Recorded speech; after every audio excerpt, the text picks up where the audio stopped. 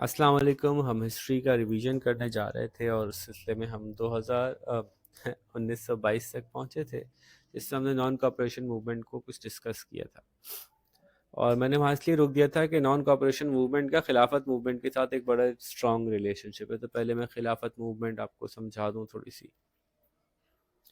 تو یہاں سے آج ہم شروع کریں گے اور کوشش کریں گے کہ 1940 تک اس کو کور کر لیں، اور ہو سکا اگر ٹائم ہوا ہمارے پاس تو اس سے آگے بھی.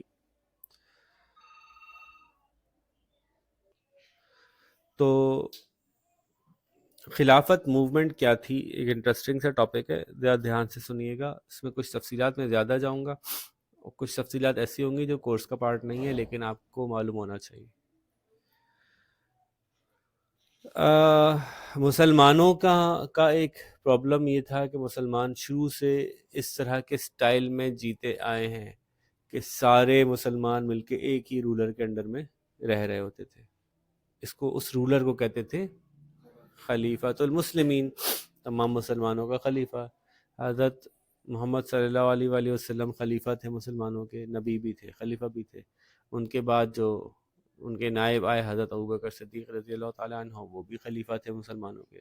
خلیفہ کا مطلب ہے اللہ کی طرف سے سلیکٹڈ بندہ جو ان کو رول کرے گا، بادشاہ نہیں ہوگا. وہ بادشاہ میں اور خلیفہ میں کیا فرق ہوتا ہے؟ خلیفہ بادشاہ کا مطلب ہوتا ہے کہ بادشاہ کا کانسیپٹ دنیا میں ہے کہ میں کسی کی اولاد ہوں جس کی وجہ سے میں بادشاہ ہوں، میری اولاد بادشاہ ہوگی اور اس کی اولاد بادشاہ ہوگی. سارے قانون بادشاہ کی مرضی سے بنیں گے، جو بادشاہ کا دل چاہے گا وہ قانون بنے گا، جو بادشاہ کے موڈ میں آئے گا وہ قانون بنے گا. اور بادشاہ کی اطاعت ابسلیوٹلی کرنی پڑے گی. بادشاہ جس کو چاہے جان سے مار سکتا ہے، جس کو چاہے جان بخشی کر سکتا ہے. ٹھیک ہے. آن دا ادر اینڈ خلیفہ کا کیا کانسیپٹ ہے؟ خلیفہ اللہ تعالیٰ کی کا ایک بندہ ہے جس کو کہ اللہ تعالیٰ کی طرف سے اس دنیا میں حکومت بخشی گئی ہے. وہ دنیا میں اللہ تعالیٰ کے اصولوں کو امپلیمنٹ کرنے کے لیے آیا ہے. اس کی اپنی مرضی، اس کی اپنی خواہش وہاں چلے گی جہاں اللہ کے اصول بیان نہیں ہوئے ہوئے. مثلاً آپ کو یہ فیصلہ کرنا ہے کہ نہر رائٹ پہ کھدوائیں یا نہر لیفٹ پہ کھدوائیں، خلیفہ کی مرضی چلے گی. ایکس بندے کو گورنر لگاؤں، وائی بندے کو گورنر لگاؤں، خلیفہ سوچ سمجھ کے فیصلہ کرے گا. لیکن جب وہ سوچ رہا ہوگا اور سمجھ رہا ہوگا تو جن اصولوں کے مطابق سوچ رہا ہوگا، سمجھ رہا ہوگا، وہ اصول وہی ہوں گے قرآن و حدیث کے. یعنی گورنر لگاتے وقت وہ دیکھے گا کہ کون بندہ بہتر پرفارم کر سکتا ہے، یہ نہیں دیکھے گا کہ میرا جو بھی دل چاہے، میری مرضی. قانون بناتے وقت وہ دیکھے گا کہ وہ قانون ہو جو اللہ اور اس کے رسول کے بتائے ہوئے دین کو جیسا وہ چاہتے تھے ویسا امپلیمنٹ کرنے میں ہیلپ کرے، لوگوں کی مدد کریں، انصاف کریں، لوگوں کو بھوکا نہ چھوڑے. تو خلیفہ اپنی مرضی نہیں کر سکتا ہر جگہ. خلیفہ ایک طرح سے مینیجر ہے جو اللہ تعالیٰ نے اپوائنٹ کیا، اس نے وہ کرنا ہے جو قرآن و حدیث میں بتایا گیا ہے، وہ صرف اپنی مرضی نہیں کر سکتا. اور اسی طرح سے شروع سے خلافت رہی. ہولدوں کی خلافت میں تقسیم بھی ہوئی، لڑائی بھی ہوئی، جھگڑے بھی ہوئے. حضرت عثمان کے بعد، حضرت علی کے بعد جو ہے وہ کچھ اختلاف ہوئے. لیکن یہ کہ بنو امیہ خاندان نے خلافت کو سنبھال لیا، اور خلافت کے اندر کچھ اس طرح کی سچویشن ہو گئی کہ بنو امیہ کے ایک صاحب خلیفہ بنے، پھر ان کا بیٹا خلیفہ بنا، پھر ان کا بیٹا خلیفہ بنا، پھر ان کا بیٹا خلیفہ بنا. تو بن تو خلیفہ رہے تھے لیکن آہستہ آہستہ وہ بادشاہ والا اسٹائل آ گیا تھا. لیکن لوگوں کو یہ فیلنگ تھی بھائی ایک خلیفہ ہے، خلیفہ تو ہے بھائی، ایک خلیفہ تو ہے وہاں جو ہمارا لیڈر ہے بھائی، ایک لیڈر ہے، سمبولک ہی صحیح لیکن ایک لیڈر ہے، ایک نشان علامتی طور پہ ہی صحیح لیکن ہمارا کوئی لیڈر ہے. ایسے کرتے کرتے بنو امیہ نے رول کیا کافی عرصے. پھر ایک اور خاندان تھا، انہوں نے ان کے خاندان کے اوپر کو ہرا کر وہ اوپر آ گئے، بنو عباس اوپر آ گئے. بنو عباس اوپر آ گئے، پھر وہ بنو عباس کا بیٹا، پھر اس کا بیٹا، پھر اس کا بیٹا، پھر اس کا بیٹا، چلتا رہا. پھر چلا کہ بنو امیہ کے پورے اسلامی دنیا میں جہاں جہاں بنو امیہ تھے وہاں بنو عباس آ گئے. بنو امیہ کا ایک لڑکا جو ہے بھاگ کے، اس وقت اس زمانے میں نیا نیا اسپین فتح ہوا تھا، اسپین چلا گیا. اس نے وہاں پہ بنو امیہ کی حکومت چلانا شروع کر دی، یہاں پہ بنو عباس چلتے رہے. تو اب دو خلافتیں ہو گئی، دو خلیفہ ہو گئے. ایک ادھر بنو امیہ کا خلیفہ چل رہا تھا، ادھر بنو عباس کا خلیفہ چل رہا تھا، اور دونوں ایک دوسرے کے معاملات میں ٹانگ زیادہ نہیں اڑاتے تھے. ٹھیک ہے بھی، چلتے دو. پھر آگے جا کے خلافت کمزور ہو گئی. اتنا بڑے بڑے علاقوں میں مسلمانوں کی حکومت تھی کہ وہاں کے جو لوکل لیڈرز ہوتے تھے وہ کہتے تھے بھائی ہم اپنی مرضی سے اپنا علاقہ چلا لیں گے، بس آپ کو خلیفہ مان لیا. ٹھیک ہے، جو اصول ہے وہ خلافت کے وہی چلیں گے، اسلامی اصول. لیکن یہاں کا لیڈر میں ہوں گا. آپ کہتے ہیں کہ بس یہاں پہ آپ نے مجھے اپوائنٹ کر دیا, بس اب میں اپنے حساب سے چلاتا رہوں گا یہاں پہ, پھر میرا بیٹا ہی آئے گا, پھر اس کا بیٹا ہی آئے گا. تو ایک طرح سے ایک خلیفہ ایک بڑا بادشاہ بن گیا, اس کے چھوٹے چھوٹے ملکوں کے الگ الگ بادشاہ اور بن گئے, ان کو سلاطین کہتے تھے, سلطان. تو الگ الگ سلطان بن گئے, الگ الگ سلطان الگ الگ ایریاز پہ حکومت کرنے لگے. تو یہ بھی ایک سٹائل تھا حکومت کرنے کا. لیکن یہ کبھی کہیں, کبھی کسی طرح سے, کبھی کسی شکل میں, لیکن خلیفہ کا نام اور خلافت جاری رہی. پھر ایک وقت آیا کہ عرب ایریاز میں سے مسلمان اتنے کمزور پڑ گئے, اتنا چیزوں میں پڑ گئے مختلف, کہ پھر نان عرب ایریاز میں سے جو ہے وہ مسلمانوں کے لیڈرز کھڑے ہوئے اور انہوں نے خلافت کو سنبھال لیا, وہ خلیفہ بن گئے. جیسے کہ جس کو کہ آپ عثمانی, کورولوس عثمان تو دیکھا ہوگا آپ لوگوں نے, سنا ہوگا نام اس کے بارے میں. کیا اور اس سے پہلے کون سا تھا عثمان سے پہلے؟ ارطغرل. تو یہ جو لوگ تھے, انہوں نے حالانکہ عرب نہیں تھے لیکن انہوں نے پھر سنبھال لی خلافت کا, وہ پوری مسلم ورلڈ پہ انہوں نے رول کرنا شروع کر دیا. پھر ایک وقت آیا واپس, اب عرب اور نان عرب میں جھگڑا شروع ہو گیا, پھر نان عرب نے پھر ریبیل کیا. تو مختلف ٹکڑے تو ہوئے اور ہر ٹکڑے نے الگ الگ رول کیا, لیکن وہ اس کو خلیفہ مانتے تھے. جو بھی خلیفہ ہو رہا ہوتا تھا اس کو کہتے تھے ٹھیک ہے, نام کا خلیفہ, ہاں ایک ابا جی ہیں ہمارے وہاں بیٹھے ہوئے. تو ایک ایموشنل اٹیچمنٹ دا ورڈ خلیفہ ہیڈ. تو جس وقت یہ 1900s کا دور تھا, اس وقت مسلمانوں کی جو خلافت تھی وہ ترکی کے پاس تھی. ترکی, یہی ارطغرل والا جو معاملہ تھا نا, سلطنت عثمانیہ کہلاتی تھی, سلطنت عثمانیہ کے پاس تھی. سلطنت عثمانیہ بہت کمزور پڑ گئی تھی, اس سے 100 سال پہلے انہوں نے بہت رول کیا, بہت کنٹرول کیا بہت چیزوں پہ. لیکن انڈیا ایک عجیب ڈفرینٹ سچویشن میں تھا. سلطنت عثمانیہ کا سب جگہ کنٹرول تھا, انڈیا کے ساتھ ان کی دوستی تھی. انڈیا اپنے آپ کو سلطنت عثمانیہ کے انڈر میں نہیں سمجھتا تھا. یوں کہہ لیں کہ بس بہت ہی برائے نام کہہ لیں, بس برائے نام بھی نہیں, کیونکہ اکبر بادشاہ اپنے حساب سے چلاتا رہا. جتنے بھی بادشاہ آتے رہے, انڈیا میں بادشاہ چل رہی تھی, انڈیا میں خلافت نہیں چل رہی تھی, اور خلافت کے انڈر میں اپنے آپ کو سمجھتے بھی نہیں تھے. ہاں ہمدردانہ انداز میں, ایک برادرانہ انداز میں ان کا ریلیشن شپ ہوتا تھا. ایون یہاں تک کہ جو چنگیز خان کا معاملہ ہوا تھا, پورا یہ سلسلہ فیس کیا تھا, وہ بہتے بہتے یہاں تک انڈیا تک آیا تھا, انڈیا سے آگے نہیں بڑھا, اور انہوں نے بھی واپس اس کو ریٹیلیٹ نہیں کیا, جانے دیا, جاؤ تو جاؤ. تو مطلب انہوں نے اپنے آپ کو ایک ڈفرینٹ پارٹ, اور جیسے میں نے بتایا بھی ہے کہ انڈیا کا ایک خصوصیت یہ ہے کہ وہ چاروں طرف سے پہاڑوں سے گھرا ہوا ہے, نیچے سمندر ہے. تو اس پہ اٹیک کرنا اتنا آسان تھا نہیں پرانے زمانوں میں, اس لیے وہ اپنے آپ کو سیکیور محسوس کرتے ہوئے الگ تھلگ ہی رہنا پسند کرتے تھے. اور اپنے آپ کو سیکیور کرنے کے لیے 4-5 وہ پاسز ہیں, ان کو کنٹرول کر لو, وہ انڈیا میں کوئی گھس ہی نہیں سکتا, کیونکہ پوری ہمالیہ کو چڑھ کے کون آئے گا, کون سی فوج ہوگی جو ماؤنٹ ایوریسٹ پہ چڑھ کے پھر واپس نیچے اترے گی. تو پاسبل ہی نہیں ہے نا ان تک ان کو اٹیک کرنا. وہ جو راستے ہیں جن راستوں سے گزر کے لوگ آ سکتے ہیں, وہ راستے جو ہیں وہ کنٹرول کر لیے, وہاں پہ فوج تعینات کر دی. تو اس طرح سے انڈیا الگ تھلگ تو تھا. لیکن جب انگریزوں کی جنگ ہوئی, اس جنگ میں اتفاق سے برٹن ایک طرف کھڑا تھا اور ترکی دوسری طرف کھڑا تھا, اور ترکی ہار رہا تھا, ترکی ہار جانا تھا. اور نتیجتاً جو لوگ انڈیا میں تھے اور وہ برٹن امپائر کے انڈر میں آتے تھے, اور برٹش نے کہا تھا کہ اب آپ ہماری فوج میں بھرتی ہوں تاکہ ہمارے دشمنوں سے آپ لڑیں, کیونکہ آپ بھی تو برطانیہ ہیں, حقوق برطانیہ والے نہیں ہیں, لیکن آپ بھی برطانیہ, آپ کو بھی بھرتی ہونا پڑے گا فوج میں اپنی برطانوی سلطنت کو بچانے کے لیے. تو لوگوں نے کافی اعتراض کیا کہ بھئی ہم کیوں شامل ہوں, آپ تو ہمارے بھائیوں سے لڑنے جا رہے ہو, آپ تو خلافت والوں سے لڑنے جا رہے ہو. ہم بہت جذباتی تھے اس معاملے میں, مسلمان جو تھے وہ اس معاملے میں, انڈیا کے مسلمان بہت جذباتی تھے.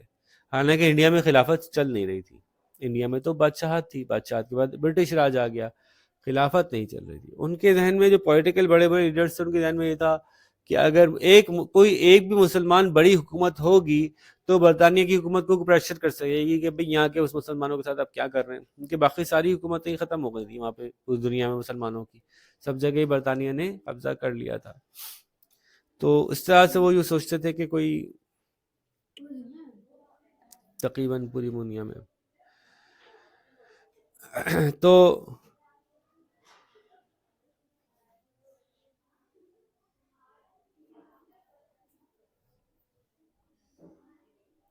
اب آہستہ آہستہ قبضہ کرتے کرتے پوری دنیا کے جہاں جہاں بھی مسلمان ممالک تھے سبھی پہ قبضہ ہو گیا تھا، لیکن آخر میں ترکی بچا تھا جو بہت کمزور تھا.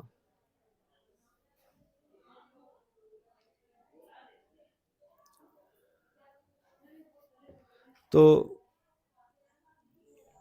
بہت سے سپاہی برطانیہ کا ساتھ نہیں دینا چاہتے تھے، لیکن برٹش جو ہیں وہ بھرتی کروانا چاہتے تھے، اس لیے برٹش بات کرنے کے لیے تیار تھے، ورنہ بولتے تم بھرتی نہیں ہوتے نہیں ہو جاؤ بھائی. چونکہ ان کو لوگ چاہیے تھے، سپاہی چاہیے تھے، تو اس لیے ڈسکشن شروع بھی ہوئی. بٹ خلافت موومنٹ پہ بات جاری تھی، تو ہم یہ کہہ رہے تھے کہ انڈینز کو خلافت سے بہت ایکسپیکٹیشنز بھی تھیں اور ایک ایموشنل اٹیچمنٹ بھی تھی، حالانکہ خود وہ خلافت کے انڈر میں نہیں تھے. اور برٹش جب انڈینز کو بھرتی کر رہے تھے اپنی فوج میں، تو انڈینز نے یہ بات رکھی کہ بھائی جب ہم ترکی کے خلاف لڑیں گے اور ترکی ہار جائے گا تو پھر آپ خلافت کا اور خلیفہ کا کیا کریں گے. اب آپ کو پتہ ہے کہ برٹشرز بات کس طرح سے کرتے ہیں، جب تک ان کی ضرورت ہوتی ہے تب تک وہ خوب آپ کو انگیج کرتے ہیں. اچھا چلو سوچتے ہیں، ہاں ہاں بات کرتے ہیں، ضرور، ہاں اچھا اچھی بات کی آپ نے، ہاں کافی انٹرسٹنگ. تو اسی طرح سے جو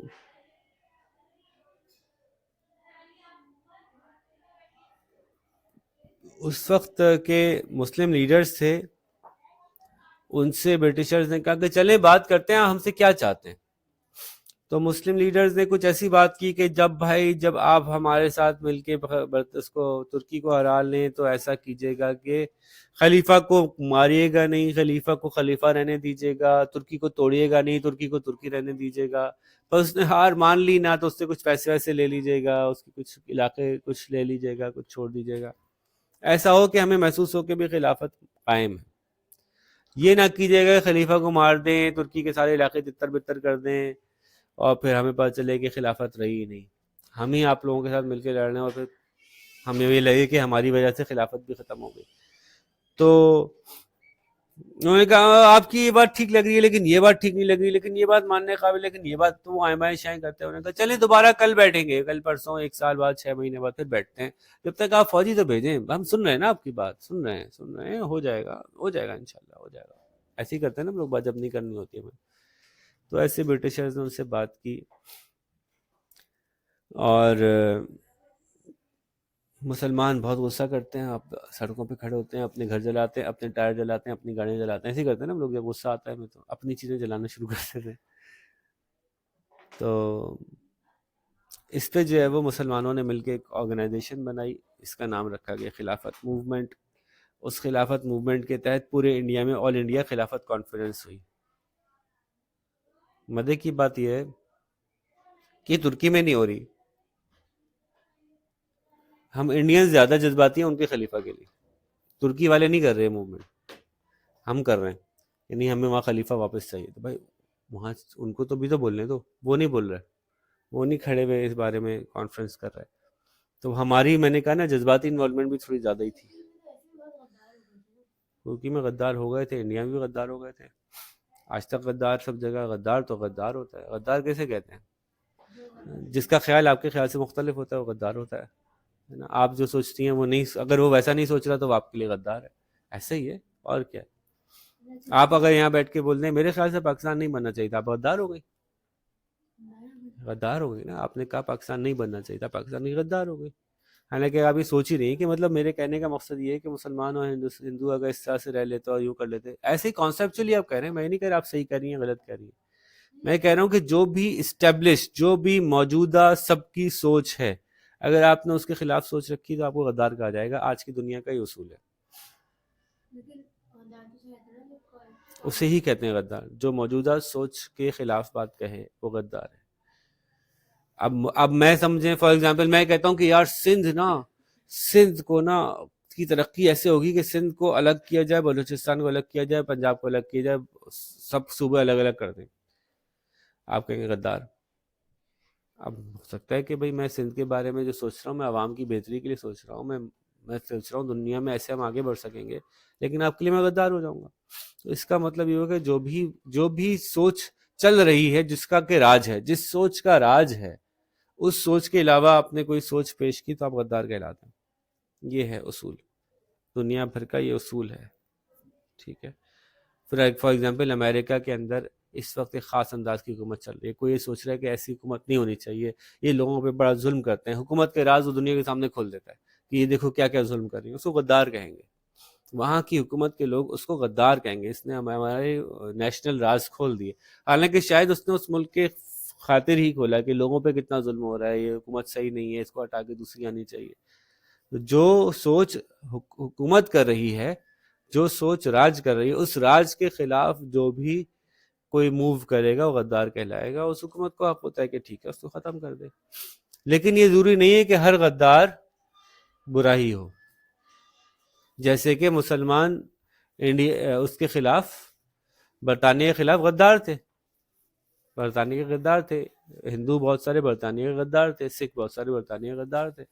برطانیہ کے راج کے خلاف آواز اٹھا رہے تھے تو غدار ہو گئے. ٹھیک ہے، کچھ سمجھ آئی بات سمجھ آئی. تو خلافت کانفرنس کی گئی، آل انڈیا خلافت کانفرنس پہلی ہوئی 1919 میں. یہ آپ لکھ لیجئے 1919. اب وہ لیڈرز مسلمانوں کے بہت سے ایسے لیڈرز تھے جو کہ بہت زیادہ فوکس تھے پورے انڈیا کو آزاد کرانے میں. نہیں، ان کی سارا فوکس جو تھا وہ تھا خلافت کانفرنس. کچھ مسلمانوں کے لیڈرز ایسے تھے بڑے بڑے جن کا کہ زیادہ زور تھا کہ خلافت کیسے بچائیں. ان کا انڈیا بچانے سے زیادہ خلافت بچانے پہ زور تھا. تو ان میں بہت مشہور دو بھائی جو تھے، مولانا محمد علی اور مولانا شوکت علی جوہر چورنگی دیکھیے آپ نے. دو بھائی تھے. ان کی اماں بھی بڑی دبنگ خاتون تھیں، بی اماں کہلاتی تھیں، سب کی بی اماں تھیں وہ. میں نے 1919 میں آل انڈیا خلافت کانفرنس لکھا ہے. 1919 میں آل انڈیا خلافت، دیکھیں آپ پیچھے سے میچ کر رہے ہیں نا. پیچھے 1919 میں کیا آیا تھا؟ کچھ یاد ہے آپ کو؟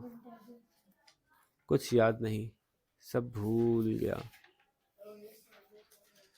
1919 میں کیا آیا تھا؟ 1917 میں آیا تھا چیمسفورڈ ریفارم. 1919 میں جلیاں والا باغ ہوا تھا.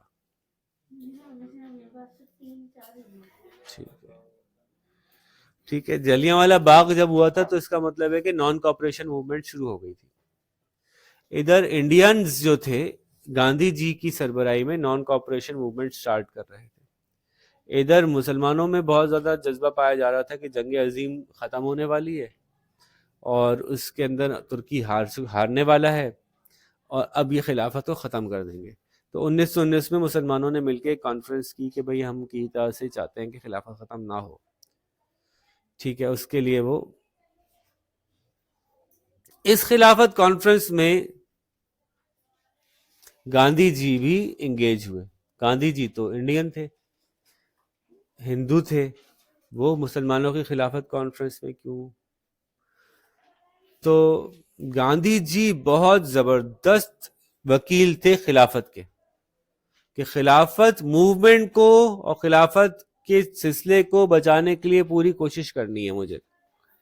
وہ یہ کہتے تھے کہ اس میں اٹھایا ہوا میرا ہر قدم اصل میں ہندوستان کی اور ہندوؤں کی بقا کے لیے اٹھے گا. وہ کیسے اٹھے گا آپ دیکھیے گا آگے. بڑے سمجھدار تھے وہ اس معاملے میں. تو گاندھی جی نے کہا کہ دیکھیں بالکل ایسے ہی ہے جیسے کہ آپ کے پڑوس میں ایک صاحب ہیں، ان کا جو ہے وہ گٹر لائن بند ہے. ٹھیک ہے، آپ کے گھر کے سامنے جو ہے وہ گٹر کا ڈھکنا غائب ہے. ان کے گٹر کی لائن ہی بند ہے، آپ کے گٹر کا ڈھکنا غائب ہے. دونوں کس کی ذمہ داری ہیں؟ دونوں مسئلے کس کی ذمہ داری ہیں؟ حکومت کی. کون سا ڈپارٹمنٹ؟ میونسپلٹی ڈپارٹمنٹ کہہ دیتے ہیں اس کو. برائے والے بھائی نے کہا بھائی میرے پاس کا علاج ہے، بہت برا ہوا تمہارے ساتھ، تمہارا ڈھکنا غائب ہو گیا، بہت برا ہوا تمہارے ساتھ، میں تمہارے ساتھ ہی ہوں، صرف تمہاری خاطر نکلوں گا، صرف تمہاری خاطر. کیا وہ صرف میری خاطر نکل رہے ہیں؟ ان کی گٹر لائن بھی بند ہے. اور ان کو پتا ہے کہ اگر میں سب کو ملا کے نکالوں اور میں لیڈر ہوں گا تو آخر میں جو آواز لگاؤں گا وہ میری مرضی ہوگی. آواز کون سی لگنی ہے؟ ہم سب مل کے جائیں گے اور میونسپلٹی کے باہر دھرنا دیں گے. آپ کے گٹر کے ڈھکنے کی خاطر میں میونسپلٹی کے باہر دھرنا دوں گا. آ جاؤ بھائی سب لوگ میرے ساتھ آ جاؤ سب. جو گاندھی جی کی لبیک تھی نان کوآپریشن موومنٹ, انہوں نے مسلمانوں کی خلافت موومنٹ کو اس نان کوآپریشن میں ایڈجسٹ کر لیا کہ آ جائیں آپ بھی ہمارے ساتھ مل کے نان کوآپریشن کریں. اس نان کوآپریشن سے جو ہے وہ یہ لوگ کنٹرول میں آئیں گے, اس کے بغیر ہماری بات سنیں گے نہیں. اور ہم دیکھیں تعداد میں کتنے زیادہ ہیں. لوگوں نے کہا واہ یار, مسلمان 1/3 ہیں, ہندو 2/3 ہیں, اور یہاں گاندھی جی اس 1/3 کی حفاظت کے لیے 2/3 کی پاور بھی استعمال کروا رہے ہیں. کیا بات ہے, گاندھی جی تو زبردست ہیں. اتنا زیادہ گاندھی جی پسند کیے گئے اس بات کی وجہ سے کہ مسلمانوں کی خلافت کانفرنس, جب سیکنڈ خلافت کانفرنس ہوئی تو مسلمانوں کی طرف سے بات کرنے کے لیے برٹشر سے گاندھی جی کو بھیجا گیا کہ یہ بات کر کے آئیں, یہ صحیح بات کریں گے, زبردست آدمی ہے. ٹھیک ہے, تو سیکنڈ کانفرنس جو 1920 میں ہوئی تھی.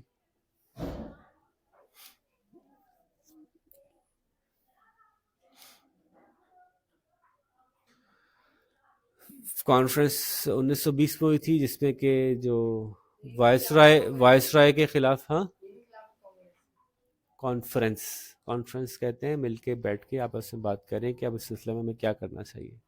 خلافت کے حوالے سے لیڈرز بیٹھ کے انہوں نے بات کی تھی, اس لیے خلافت کانفرنس کہہ رہے ہیں. یہ دوسری دفعہ ہوا تھا اس لیے سیکنڈ خلافت کانفرنس کہہ رہے ہیں.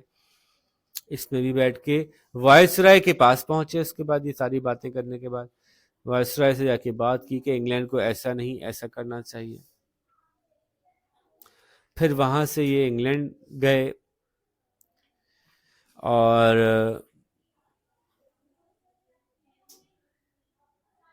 جس وقت یہ سیکنڈ 1920 میں جس وقت سیکنڈ کانفرنس کے حوالے سے میٹنگز چل رہی تھی انگلینڈ میں برطانوی لوگوں کے ساتھ, حکومت کے ساتھ, اسی وقت برطانوی حکومت نے اعلان کر دیا کہ ترکی کے ٹکڑے کر دیے جائیں گے اور ترکی کی زمین گریس کو بھی دی جائے گی اور یہ بھی کیا جائے گا.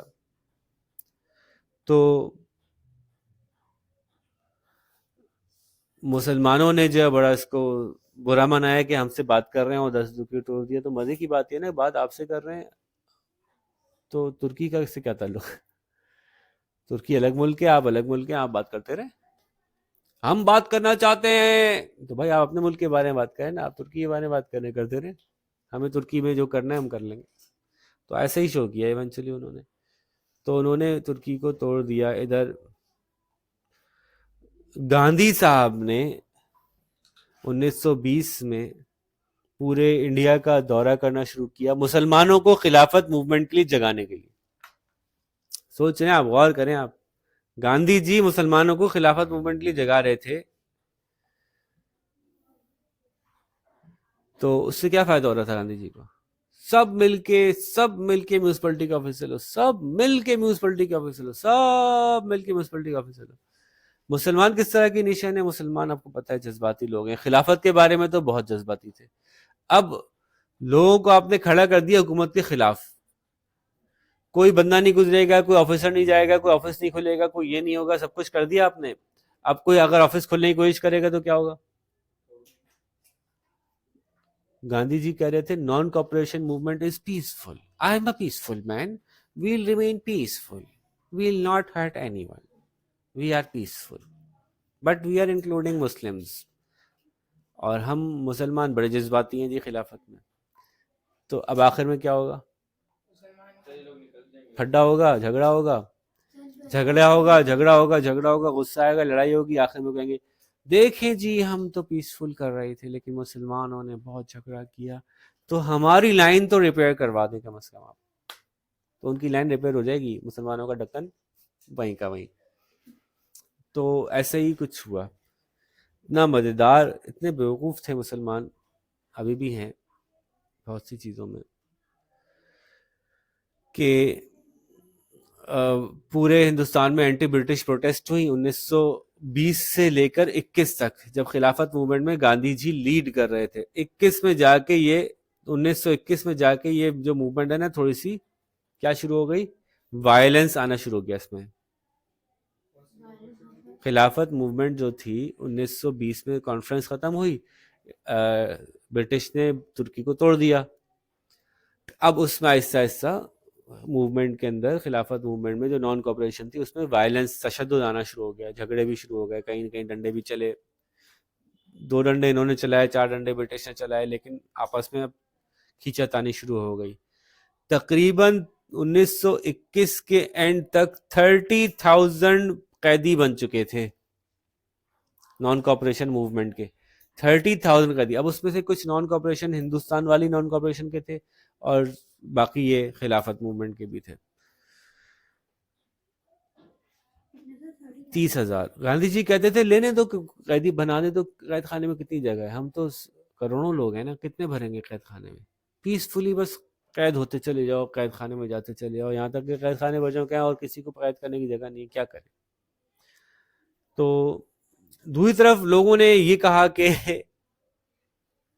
1920 میں ہی، اس سے پہلے جو چل رہی تھی معاملہ، 1920 میں ہی کچھ لوگوں نے کہا کہ بھائی اب تو برطانیہ ہمارے خلافت کا دشمن ہے، اور خلافت کے دشمن کی سرزمین میں رہنا جائز نہیں ہے، سب لوگ اس سرزمین سے نکل جاؤ. اس زمانے میں بھی افغانستان کا کچھ حصہ ایسا تھا جہاں افغانی سردار رول کرتے تھے، مسلمان سردار حکومت کر رہے تھے، لیکن وہ بھی جیسے تیسے کر رہے تھے. بس حالات تو ہر طرف سے ہی مسلمانوں کے برے تھے. تھوڑے تھوڑے علاقے پاکٹس میں کچھ تھے جہاں کوئی نہ کوئی مسلمان لیڈر کچھ بچے ہوئے تھے. تو کوئی 18,000 بڑی مسلمان فیملیز نے یہ فیصلہ کیا کہ ہم ہندوستان چھوڑ کے جائیں گے. اپنی ساری ایسٹس، جائیداد، کاروبار، اثر و رسوخ سب کچھ بیچ باج کے اونے پونے، اور یہ قافلہ بنا کے نکل گئے. افغانستان جا رہے ہیں، ہجرت کر رہے ہیں، ملک چھوڑ کے جا رہے ہیں. ہم مسلمان ملک میں رہیں گے، ہم برٹش ملک میں نہیں رہیں گے. اتنے معصوم لوگ تھے. وہاں جا کے افغانستان کے بارڈر پہ پہنچے. افغانستان نے کون بھائی، آپ کون لوگ ہیں؟ آپ کو کیوں آنے دیں؟ ہمارے ملک پہ پہلے مسائل اتنے زیادہ ہیں، ہم آپ کو کیوں آنے دیں؟ چلو واپس بھاگو. اب واپس کیوں؟ اب آپ جا کے پوچھے گا نا ان سے. تو اب وہ واپس کہاں آئے؟ کیونکہ جو کچھ بیچا تھا وہ بھی اونے پونے بیچا تھا، وہ واپس تھوڑی ملے گا. تو وہ نہ واپس آ سکے، نہ وہ واپس اپنے کنٹرول کر سکے چیزوں کو. اتنی بڑی بڑی 18,000 فیملیز ہیں، وہ اپنا اثر و رسوخ کھو بیٹھی، بکھر گئے. کوئی پشاور میں آباد ہو گئے، کوئی کہیں آباد ہو گئے، بکھر گئے بیچارے مختلف علاقوں میں. اس بات کے چلے گئے نہیں. لوگ جذباتی کر دو، خود ہی لوگ کہہ دیں گے.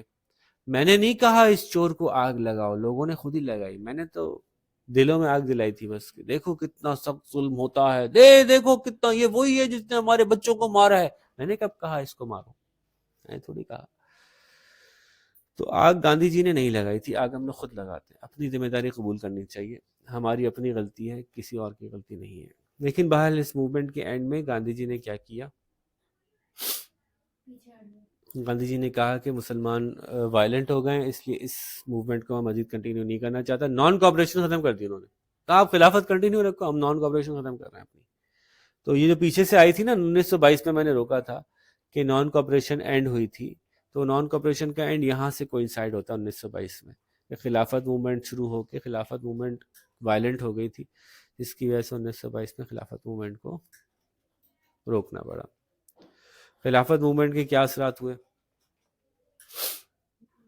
حالانکہ شروع میں خلافت موومنٹ کی وجہ سے ایسا لگ رہا تھا کہ ہندو اور مسلمان آپس میں دوست ہو جائیں گے، مل گئے ہیں، بھائی ہو گئے ہیں، زبردست ہو گئے ہیں. لیکن آخرکار مسلمان ہی گندے ہوئے برٹشرز کی نظر میں، ہندو اور بہتر ہو گئے. بالکل ایگزیکٹلی اس سے پہلے کب ہوا تھا؟ بالکل ایسے ہی اس سے پہلے کب ہوا تھا لاسٹ ٹائم؟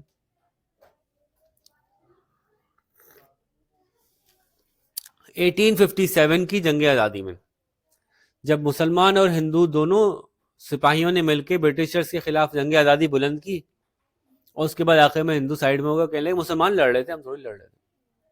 تو اس سے کیا نتیجہ نکلا کہ برٹشرز جب حکومت میں آئے تو انہوں نے زیادہ تر جگہوں پہ مسلمانوں میں پابندیاں لگا دی اور ہندوؤں کو چیزیں تھوڑی آسانی سے دے دی.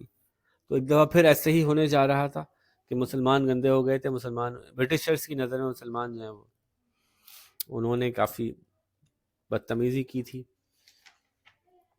اور ہندو جو تھے وہ تو پیسفلی پیچھے ہٹ گئے تھے. تو خلافت موومنٹ فیل ہو گئی, خلافت کانفرنسز کامیاب نہیں ہوئی, یہاں تک کہ نان کوپریشن بھی اینڈ ہو گئی. 1922 تک کا معاملہ نمٹ گیا. ٹھیک ہے, اب واپس پیچھے جاتے ہیں. اسی طرح سے اسی خلافت موومنٹ کے ساتھ ساتھ نان کوپریشن بھی نمٹ گئی تھی. یہ بات سمجھ آ گئی؟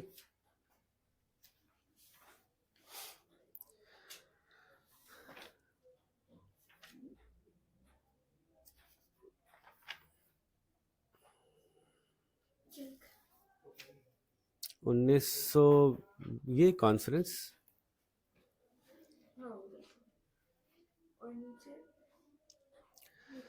اچھا, اب 1922 سے لے کر برٹش نے تھوڑا سخت ہاتھ رکھا. ناراض تھے, ہندوؤں سے بھی ناراض تھے, مسلمانوں سے زیادہ ناراض تھے, تو تھوڑا سا سخت ہاتھ رکھا. برٹش گورنمنٹ نے سختی سے ڈیل کیا, پولیٹیکل موومنٹ کو زیادہ ہونے نہیں دیا, جلد سے جلوسوں پہ پابندی لگی ہوئی تھی. 1927 میں اب ایک نیا ایونٹ ہوا, وہ آپ لکھ لیجئے 1927.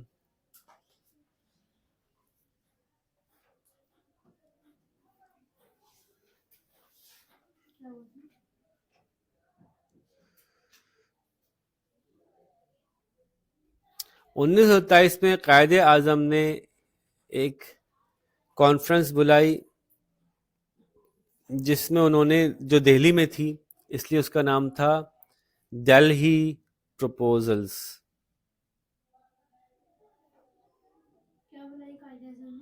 قائد اعظم نے ایک کانفرنس بلائی جس میں انہوں نے دہلی, چونکہ وہ دہلی میں بلائی گئی تھی اس لیے اس کا نام, اس سچویشن کو ہم دہلی پروپوزل کہتے ہیں.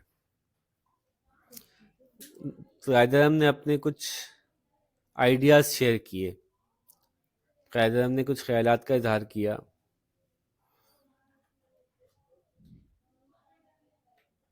قائد اعظم نے کہا کہ ہندوؤں کے ساتھ ابھی ہمارا مسئلہ یہ چل رہا ہے کہ ہمیں سیپریٹ الیکٹوریٹ چاہیے, جس کی وجہ سے کانگریس اور مسلم لیگ کا جھگڑا ہے. سیپریٹ الیکٹوریٹ کا مطلب کیا ہوتا ہے؟ گلشن اقبال میں ایک الیکشن ہو رہا ہے, اس ایک الیکشن میں 4 بندے کھڑے ہیں, ایک مسلمان کھڑا ہے, ایک ہندو کھڑا ہے, ایک سکھ کھڑا ہے, ایک عیسائی کھڑا ہے. چاروں کے لیے ایک ساتھ ووٹ ہوا, جو تعداد میں زیادہ ہوں گے وہی جیتیں گے.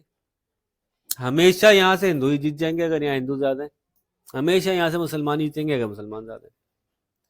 تو باقی لوگوں کی کبھی بھی بات نہیں سنی جائے گی, چاہے وہ تعداد میں کتنے ہی کیوں نہ ہو. 60 ہندو ہیں اور 40 مسلمان ہیں, ہمیشہ ہندو آئے گا. تو قائد اعظم کی ڈیمانڈ یہ تھی کہ جہاں مائنورٹیز ہیں, کہیں اگر ہندوستان کے صوبے میں مسلم مائنورٹی میں ہیں, تو پھر ایسا کرو کہ گلشن اقبال میں 2 الیکشن کراؤ. ایک الیکشن کراؤ ہندوؤں کا الیکشن, ایک الیکشن کراؤ مسلمانوں کا الیکشن. 2 سیٹس رکھو تاکہ کہ ہندوؤں کی ریپرزنٹیشن ہندو کر سکے, مسلمانوں کی ریپرزنٹیشن مسلمان کر سکیں. اور انہوں نے یہ نہیں کہا کہ ہندوستان کے ہر شہر میں اسی طرح سے بالکل برابر سے کر دو. انہوں نے کہا کہ مسلمان تعداد میں 1/3 ہیں, تو اسمبلی میں 1/3 سیٹیں تو کم از کم ان کی نظر آنی چاہیے. اس طرح سے ان کو سیپریٹ الیکٹوریٹ دیا جائے, الگ سے ان کو الیکشن میں حصہ لینے کا الگ سے موقع دیا جائے. یہ قائد اعظم کا یا مسلم لیگ کا ہمیشہ سے ڈیمانڈ رہی تھی کہ جو مائنورٹی ایریاز ہیں ان مائنورٹی کے اندر مائنورٹی کا حق دیا جائے. اگر مسلمان علاقوں میں ہندو مائنورٹی میں ان کو بھی حق دیا جائے, ہندو علاقوں میں مسلمان مائنورٹی میں ان کو بھی حق دیا جائے. لیکن قائد اعظم نے پھر یہ کہا, اچھا اس پہ کانگریس کو بہت چڑ تھی. کانگریس کہتی تھی سیدھی ڈیموکریسی لائیں گے ہم, یعنی ہر علاقے میں ایک الیکشن ہوگا, جو جیتا وہ جیتا, ہمیں کیا مطلب. ٹھیک ہے, مسلمان جیتا, ہندو جیتا, ان کو پتا تھا ہندو تعداد میں زیادہ ہے. تو قائد اعظم نے 4 باتیں کہیں. دہلی پروپوزل آپس کے اختلافات کو ختم کرنے کا ایک آپشن تھا جو انہوں نے کانگریس کے لیے دیے, کہ یہ 4 باتیں ہم سامنے رکھتے ہیں, ان باتوں کو مان لیں تو ہم سیپریٹ الیکٹوریٹ سے دستبردار ہو جائیں گے. ہم کہیں گے ٹھیک ہے نہیں کراؤ سیپریٹ الیکٹوریٹ. ٹھیک ہے, حالانکہ شروع سے سیپریٹ الیکٹوریٹ کے لڑ رہے تھے ہم, لیکن قائد اعظم نے قربانی دی کہ چلو یہ 4 باتیں مان لو پھر سیپریٹ الیکٹوریٹ کی ضرورت نہیں ہے. وہ 4 باتیں کیا تھیں؟ Muslims should be given 1/3 of the seats of the central legislature through joint electorate. joint electorate ہو جائے لیکن اس بات کو انشور کیا جائے کہ مسلمانوں کی 1/3 سیٹس ہوں. ٹھیک ہے آپ جوائنٹ الیکٹوریٹ کر لیں لیکن 1/3 سیٹس ملنی چاہیے. تو 1/3 نشستیں چاہیے ہیں ہمیں. نمبر 2، اس وقت تک سندھ بمبئی کا حصہ تھا تو سندھ کو الگ کریں بمبئی سے، کیونکہ سندھ میں مسلمان زیادہ ہیں، بمبئی میں ہندو زیادہ ہیں، تو الگ الگ کریں. Sindh should be separated from Bombay.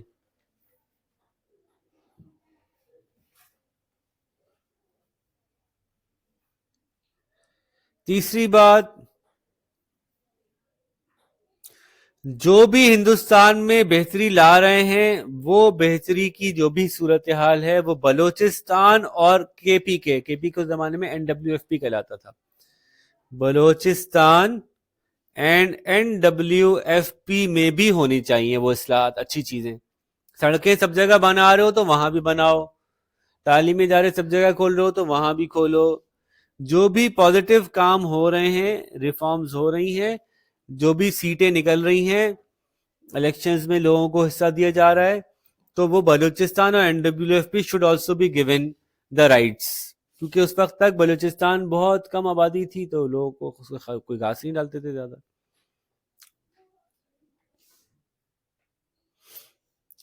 آخری بات انہوں نے یہ کہی کہ چونکہ پنجاب اور بنگال مسلمان زیادہ تعداد میں رہتے ہیں تو مسلمز کو جو سیٹ بنگال اور پنجاب میں ملے گی وہ ان کی آبادی کے تناسب سے ملنی چاہیے.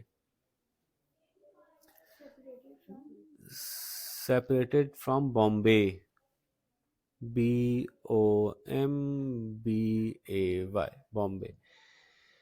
اچھا آخری بات ہم نے کی seats in Bengal and Punjab should be proportional to their population. ظاہر ہے بنگال اور پنجاب میں ہم میجورٹی میں تو وہاں ہماری میجورٹی سیٹس نظر آنی چاہیے. انہوں نے کہا اتنا بھی کر دیں آپ اتنا بھی کر دیں پھر ہم سیپریٹ الیکٹوریٹ کا آپ سے مطالبہ نہیں کریں گے. یہ قائد اعظم کے پہلی دفعہ اس طرح کے نکات آئے تھے. یہ آگے جا کے کیا بن جائیں گے؟ ہاں یہ 14 نکات بن جائیں گے. 14 نکات کیوں آئے تھے؟ اس کی کہانی سناتا ہوں، بڑی مزیدار کہانی ہے. دہلی پروپوزلز کہلاتے ہیں. 1927 میں ہی انڈین اس وقت ہم بھی انڈین میں ہی شامل تھے اس لیے ہم اپنے آپ کو بھی گدھا کہہ رہے ہیں. انڈین گدھوں کو کچھ نہیں آتا، ان کو اتنا بھی نہیں آتا کہ یہ بتا سکے کہ ملک کیسے چلانا چاہیے. ان کا ملک ان کو چلانا نہیں آتا، اس لیے انڈین گدھوں کو ملک چلانا سکھانے کے لیے ہم ایک کمیشن بھیج رہے ہیں جو یہ بتائے گا کہ انڈین گدھے کیسے چلیں گے. تو پھر انڈین گدھوں کو غصہ آئے گا نا، یہ کیا بات کی آپ نے. جیسے کہ میں عباس بھائی سے کہوں، عباس بھائی کے گھر میں اب یہ بتانے کے لیے کہ آج سے کون امی ہوں گی اور کون ابو ہوں گے، آج سے عباس بھائی کیا پہنیں گے اور کیا کھائیں گے، یہ نہیں بتا سکتے. ان کو تو کچھ نہیں پتا. ان کے گھر میں کیا پردہ ہوگا، کیا کپڑا ہوگا، کیا چادر ہوگی، کیا رنگ ہوگا، ان کو کچھ نہیں پتا. میں بتاتا ہوں. تو میں بھیج رہا ہوں کچھ لوگوں کو تو جا کے سروے کر کے دیکھیں اور بتائیں کہ ان کا ملک کیسے چلنا چاہیے. تو اس کام کو، یہ بڑا مشہور ہے، یہ بڑی تفریح ہوئی تھی اس میں. تفریح سے مراد بہت زیادہ آگ لگ گئی تھی انڈین پولیٹیشنز کو، اس سے بڑی آگ لگی تھی. ایک کمیشن بھیجا گیا تھا جس کو نام دیا گیا سائمن کمیشن. 1927 میں ہی 1927 was more famous for Simon Commission, less famous for Delhi proposals. کیونکہ ڈیلی پروپوزلز تو آگے جا کے کنورٹ ہو جائیں گے نا 14 پوائنٹس میں. سائمن کمیشن، COMMISSION، اردو میں بھی اس کو سائمن کمیشن ہی لکھتے ہیں. 1927 میں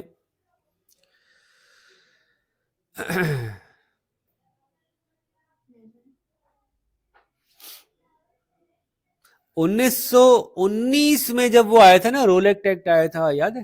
गवर्नमेंट ऑफ इंडिया एक्ट आया था 1919 में, चैम्सफोर्ड रिफॉर्म्स आई थी 1919 में। उन रिफॉर्म्स के आखिर में लिखा गया था कि 10 साल बाद जो है वो हम इस सारी जो हमने पेश की हैं इनको रिव्यू करके एक नया प्रपोजल पेश करेंगे कि अब मुल्क कैसे चलाना है। ये बात उन्होंने उसमें लिखी हुई थी। तो 10 साल होने को आ रहे थे, तो ब्रिटिश गवर्नमेंट ने जो है वो देखा कि आपस में काफी चपकलिशें बढ़ती जा रही हैं, हिंदू मुसलमान भी आपस में नहीं बैठ पा रहे ठीक से, मुसलमान ब्रिटिश नहीं बैठ पा रहे, ब्रिटिश हिंदू का भी मसला चल रहा है, ये हाथ से मामला निकल ना जाए। तो आना तो 1929 में था दोबारा इस सिचुएशन को, उन्होंने 1927 में ही कहा कि हम जरा दोबारा बंदा भेजते हैं। और इसमें एक वजह यह भी थी कि इंग्लैंड में भी बादशाहत के बजाय जो मुल्क चलाने का इंतजाम था वो पार्लियामेंट के हवाले कर दिया गया था। बादशाह अपनी जगह हुकूमत अपना बादशाह रहता था और मुल्क चलाने के लिए पार्लियामेंट का इस्तेमाल होता था। पार्लियामेंट कानून साजी करती थी, प्रपोजल्स देती थी। पार्लियामेंट में 2 टाइप की पार्टीज थी, उनमें से जो लेबर पार्टी थी, एक पार्टी थी जिसका नाम था लेबर पार्टी, मतलब अवामी लीग यूं कह लें। जो लेबर पार्टी थी वो ज्यादा इंडिया के अंदर सख्ती करने के हक में नहीं होती थी, क्योंकि वो अवामी अपने आप को दिखाती थी ना, अवामी हैं लोग, गरीब लोगों के खैर खां हैं, ये क्या वहां पे जुल्म बचाया हुआ है आपने। तो 1927 में ये अंदाजा था कि अभी कुछ दिन में इलेक्शन इंग्लैंड में होंगे और लेबर पार्टी जीत जाएगी। तो इससे पहले कि लेबर पार्टी जीत जाए और फिर ज्यादा कंसेशन दे दे और अगला कॉन्स्टिट्यूशन जो इंडिया का बने वो लेबर पार्टी के अंडर में बने और फिर बड़ा आसान बना दिया जाए इंडियंस के लिए जिंदगी, तो क्यों ना कॉन्स्टिट्यूशन 2 साल पहले ही दोबारा बना दिया जाए। और ये बात सबको पता थी उस वक्त क्यों किया इन्होंने, इस वजह से भी क्योंकि ये इंडियन जो पॉलिटिशियंस है सारे बड़े बड़े सब ब्रिटेन के साथ बहुत क्लोज थे, बहुत अच्छी तरह से देख रहे थे मामला, आना जाना। कायद आज़म तो ब्रिटिश से ही तालीम हासिल करके गए थे, ब्रिटिश में ही वकालत करते थे। तो अब ये जो इन्होंने मूव किया कि कहीं इनको वाली हुकूमत के दौर में ये तो गलत कर दिया ना, मतलब ज्यादती कर दिया आपने, तो फिर एक तो ये ज्यादती की, ऊपर से साइमन भाई जो हैं वो आके इस तरह की बातें कर रहे हैं कि तमाचे मार रहे हैं मुंह पे। तो सर जॉन साइमन के नाम से एक साहब को भेजा गया था जो कि पाकिस्तान सॉरी इंडिया का, कंप्लीट इंडिया का सिचुएशन देखेंगे और वहाँ के कॉन्स्टिट्यूशन प्रपोज करेंगे। इनकी सरबराही में कॉन्स्टिट्यूशन प्रपोजल के लिए कमीशन भेजा गया था और उसके बाद बड़ा मशहूर नारा लगा था, go Simon go, Simon go back. Simon go back के बड़े नारे लगे थे, बड़े प्ले कार्ड्स, पूरे इंडिया भर गया था साइमन गो बैक।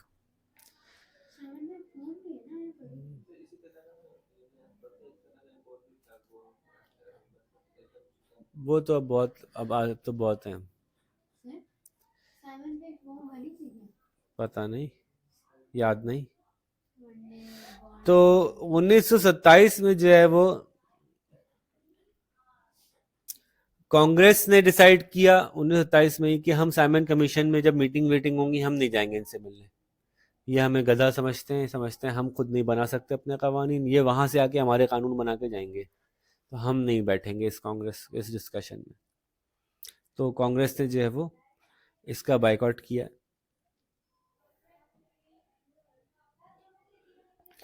और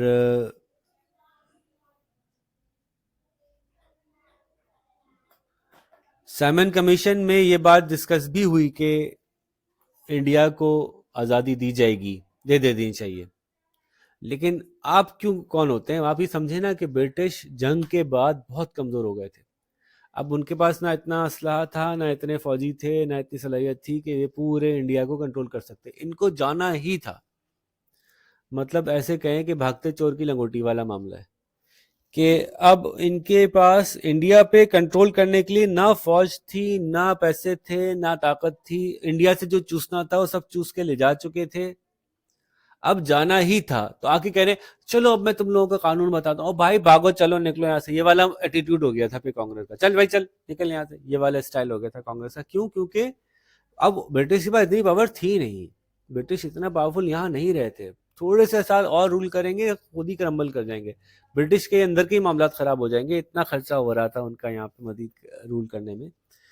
तो जब ये पता चल गया कांग्रेस को तो फिर उन्होंने उनको आड़े हाथों लिया کہ ہم تو نہیں آپ کی بات نہ آپ کی بات سنیں گے, ہم خود رول کریں گے, ہم خود. آپ کون ہوتے ہیں بتانے والے کہ ہمیں آزادی ملے گی؟ ہمیں آزادی مل جائے گی. اب آپ روک ہی نہیں سکتے, اب آپ کے تو اچھے بھی نہیں روک سکتے. یہ والا اسٹائل اب کانگریس کا آ گیا تھا.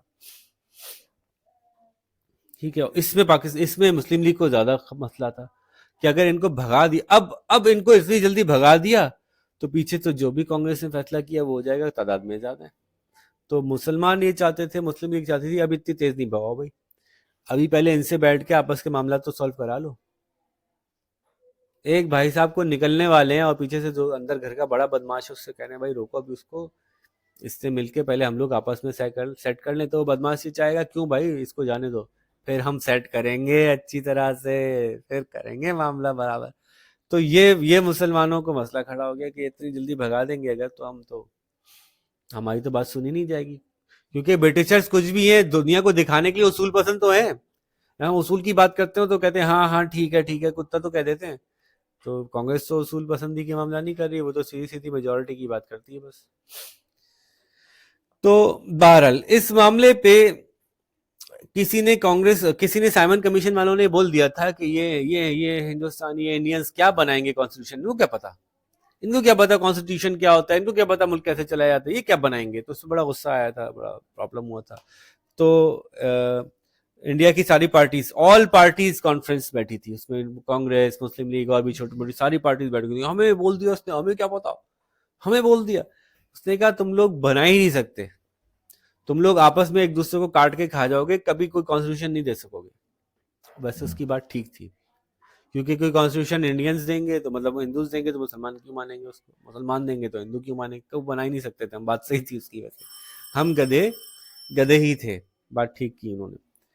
لیکن بہرحال غصہ ہمیں بہت آیا تو ہم ساری پارٹیز مل کے بیٹھ گئی اور انہوں نے مل کے کہا کہ ہم بتائیں گے جی, ہم دیں گے. تو 1928 میں آل پارٹیز کانفرنس ہوئی.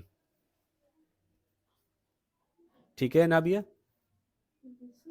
1928 میں آل پارٹیز کانفرنس ہوئی ٹو گیو کانسٹیٹیوشن.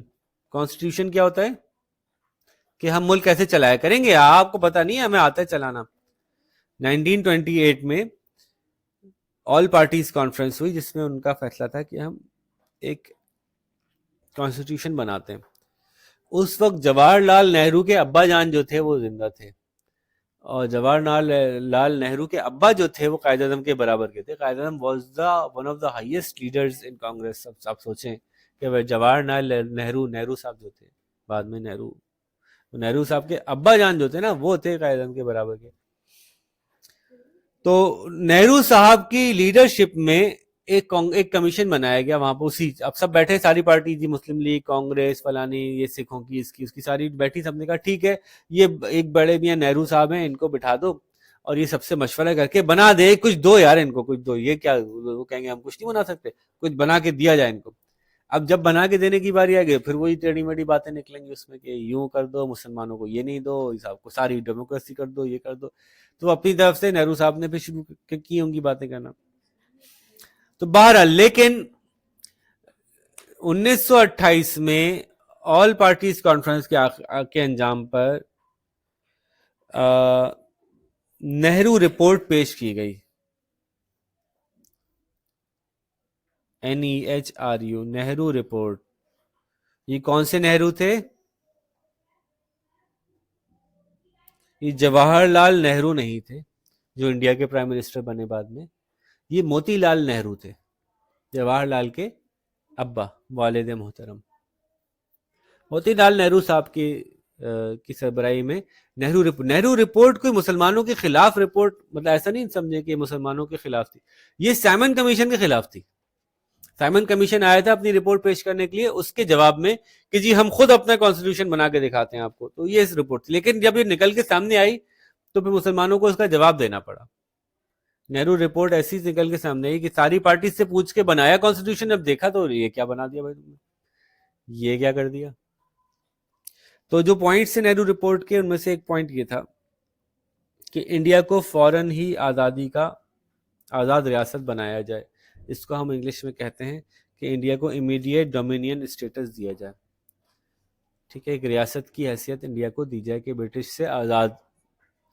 مکمل آزاد بھی نہیں اور بالکل ہی قید بھی نہیں، ایک بیچ کا نظریہ ہوتا ہے ڈومینین اسٹیٹ، کہ یہ ہماری ان ریاستوں میں سے ہیں جو ہمیں بڑا مانتے ہیں لیکن اپنے آپ کو خود گورن کرتے ہیں، اپنا علاقہ خود چلاتے ہیں، ٹھیک ہے، تو ڈومینین اسٹیٹس فوراً دے دیا جائے۔ اب مسلمان اس کے حق میں ہوں گے کیا؟ نہیں ہوں گے، فوراً دے دیا جائے رائٹ اوے۔ نہیں، مسلمان رائٹ اوے کے حق میں نہیں تھے، پہلے آپس کا معاملہ حل کراؤ پھر دینا۔ میں جو ہوں وہ کہوں بھائی ٹھیک ہے یار میں جا رہا ہوں اور اس سے میں بس ختم معاملہ، یہ سارا اسکول ایک احتشام اب بعد میں بانٹ دینا، چلا گیا، اب بٹوا لو، کچھ فیصلہ کو اصول دے کے نہیں گیا میں، تو پھر آپس میں کیسے ہوگا فیصلہ؟ لڑ کے ہوگا نا، ٹھیک ہے، لڑائی ہونا شروع ہو جائے گی نا، تو آپس میں کوئی فیصلہ کروا کے جانا تھا، لیکن انہوں نے یہ لکھا کہ بھی، تو اس میں کیا ہوگا کہ ڈومینین اسٹیٹس میں کیا ہوتا ہے کہ جو ہیڈ آف اسٹیٹ ہوگا وہ برٹش ہی رہے گا، برٹش بادشاہ، برٹش ملکہ ہیڈ مان لیں گے ہم اس کو، لیکن ہماری اسمبلی ہم خود بنائیں گے، خود سلیکٹ کریں گے، اپنے قانون سب بنائیں گے، اپنے اصول سب بنائیں گے، اپنا ملک خود چلائیں گے، بس نام کا آپ کا بادشاہ مان لیا جائے گا۔ تو پہلی بات تو یہ تھی۔ دوسری بات یہ تھی، انہوں نے کہا کہ ہم اپنا قانون خود بنا رہے ہیں کہ India will be a federation,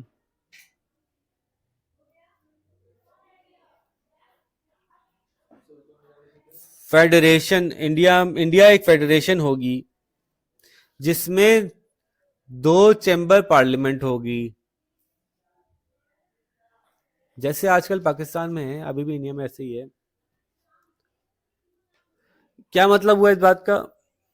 پورا ملک ایک جگہ سے چلایا جائے گا، فیڈریشن کا مطلب ہوگا پورا ملک ایک جگہ سے چلے گا، یعنی ایسا نہیں ہوگا کہ پنجاب الگ چلے گا، بنگال الگ چلے گا، بہار الگ چلے گا، مدراس الگ چلے گا، سندھ الگ چلے گا، بلوچستان الگ چلے گا، نہیں، پورا ملک ایک جگہ سے چلے گا، اس کو کہتے ہیں فیڈریشن، جمع کر کے ایک جگہ، وفاقی اردو میں کہتے ہیں، وفاقی ملک وفاقی طرز پہ چلے گا اردو میں اگر آپ لکھ رہے ہیں تو، اور یہاں پہ 2 لیول کی پارلیمنٹ ہوگی، آج ہمارے بھی ایسی ہے، ایک سینٹ ہے، ایک نیشنل اسمبلی، نیشنل اسمبلی میں آبادی کے حساب سے سیٹیں ہیں، سینٹ میں صوبوں کے حساب سے سیٹیں ہیں برابر، تو اس تفصیل میں نہیں جاتے، بس دو مل کے چلائیں گی اسمبلیز۔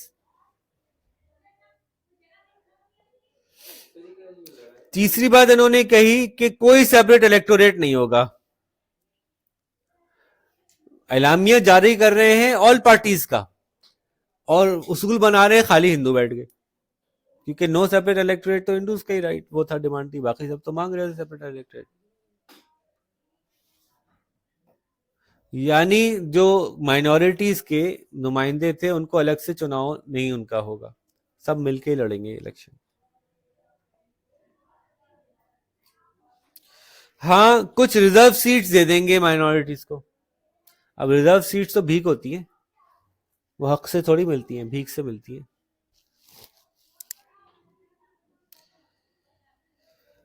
نمبر 4، کوئی ریلیجن اسٹیٹ کا نہیں ہوگا، نو اسٹیٹ ریلیجن، جو انسان اپنا جو مذہب فالو کرنا چاہے کرے، حکومت کا کوئی مذہب نہیں ہوگا۔ اس سے کیا نقصان ہونا تھا کہ جب حکومت کو کوئی مذہب نہیں ہے تو پھر فیصلہ کس بنیاد پہ ہوگا؟ گائے کو کاٹنا ہے کہ نہیں کاٹنا ہے؟ حکومت کا تو کوئی مذہب ہی نہیں ہے، ایک کہہ رہا ہے کاٹو، دوسرا کہہ رہا ہے نہیں کاٹو، اب کیا کریں؟ تو پھر وہ کہیں گے انسانی ہمدردی کی بنیادوں پہ اور ہائر انسانی اعتبار سے دیکھا جائے تو گائے کو کھانا کون سی اچھی بات ہے جی، نہیں کاٹو۔ آخر میں نو ریلیجن کر کے ایکچولی انہوں نے اپنے ریلیجن کو پروموٹ کرنا تھا، جو آج ہو بھی رہا ہے، آپ دیکھ لیں بھائی سارے انسان برابر ہیں، عورت اور مرد دونوں کو طلاق کا ہونا چاہیے، سب کو دے دو، تو آخر میں پتا تھا نا کہ اسلام ہی کوئی یہ ٹارگٹ کریں گے، ایسے انسانی ہمدردی کے نام پہ ایسے اصول بنائیں گے کہ جو بھی اسلام کے اصول ہیں نا ان کو ٹارگٹ کر کے ختم کر دیں گے۔ ابھی کیا انہوں نے ختم انڈیا میں، مسلمانوں میں برابر کے طلاق کی حقوق ہوتی ہے، مسلمانوں میں تو نہیں ہوتا نا، مسلمانوں میں طلاق کا مرد کے پاس ہوتا ہے، اور تو مرد برابر سے طلاق دے دیں گے۔ ہاں ان کے ریلیجن میں یہ ساری پابندیاں نہیں ہے نا، سوشل پابندیاں نہیں ہیں ان کے ریلیجن میں، کوئی ڈیفائنڈ نہیں ہے، جیسے کر لو، ایسے کر لو یا ویسے کر لو، آگ کے گرد گھوم کے شادی کر لو یا جج صاحب کے سامنے کھڑو کے شادی کر لو، ماتھے پہ ٹیکا لگا کے شادی کر لو یا ایسی کر لو یا نہیں بھی کرو۔ تو ان کے ریلیجن میں اتنے سوشلی اتنے مسئلے نہیں ہیں، ان کو پتہ ہے مسئلہ ہمارے ریلیجن میں، تو اس لیے نو اسٹیٹ ریلیجن جو ہے وہ ہمارے لیے پرابلم تھا۔ Hindi to be made the official language of India, اب بتاؤ ہم سب مل کے بیٹھے اور میں سوپ پیتا ہوں اور آپ سب چکن ٹکا کھاتے ہیں، ہم نے کہا آؤ مل کے بتاتے ہیں آج کھانے میں کیا بنے گا، آپ نے کہا ٹھیک ہے یہ بنے گا یہ بنے گا، ٹھیک ہے تم لوگ جاؤ میں آرڈر کر رہا ہوں، اور پھر سوپ آ جائے تو پھر آپ لوگ کہیں گے یار یہ کیا ہوا، ہمیں کیوں بلایا تھا؟ تو ہندی کو آپ نے جو ہے وہ کہا کہ Hindi will be official language. کیوں ہوگی؟ ایک صاحب کھڑے ہو کے بات کر رہے ہیں، ایسے تھوڑی پاگل تھوڑی کھڑے ہو کے مارنا شروع کر دیا او مارو مارو مارو، ایسے تھوڑی. اس کے جواب میں ظاہر قائد اعظم نے پھر اس کا جواب دیا، نہرو رپورٹ کو ریجیکٹ کر دیا. 1929 آ گیا تھا اتنی دیر میں. 1929 میں نہرو رپورٹ کو ریجیکٹ کیا گیا اور قائد اعظم نے اپنی طرف سے پھر 14 نکات دیے کہ ٹھیک ہے آپ کے خیال سے ملک کیسے آزاد ہوگا، آپ لوگوں کو نہیں آتا کانسٹیٹیوشن کیسے بنایا جاتا ہے، میں بتاتا ہوں ملک کیسے چلنا چاہیے. تو 1929 میں 14 پوائنٹس آئے تھے. تو اب یہ سیکوینس سمجھ میں آیا، سائمن کمیشن آیا، سائمن کمیشن کے جواب میں نہرو رپورٹ بنائی گئی بظاہر سارے ہندوستان کے پولیٹیکل پارٹیز کی طرف سے مل کر، لیکن جب وہ سامنے آئی تو وہ تو خالی سوپ تھا. تو اس پہ قائد اعظم اور مسلم لیگ نے مل کے 1929 میں پھر اپوزٹ اس کو اپوز کرنے کے لیے 14 پوائنٹس آف جناح ریلیز کیے کہ بھائی ملک ایسے چلنا چاہیے ہے. اب وہ 14 پوائنٹس آپ کو لکھوا نہیں رہا کیونکہ سب کے پاس لکھے ہوئے ہیں، وہ لکھنے میں ٹائم ویسٹ ہوگا، میں سمجھا دیتا ہوں ٹھیک ہے، پھر لکھنے کی ضرورت نہیں ہے، لیکن یاد سب کو ہونے چاہیے، 14 نکات سمجھے ہوئے بھی ہونے چاہیے. اور اب میں آپ سے باری باری پوچھوں گا بھی کہ میں نے کیا سمجھایا. نقطہ نمبر 1، پہلی بات ہے کہ یہ بات ٹھیک ہے کہ ملک فیڈریشن میں چلے لیکن پاور ساری کی ساری پروونسز کے پاس اپنی اپنی ہونی چاہیے.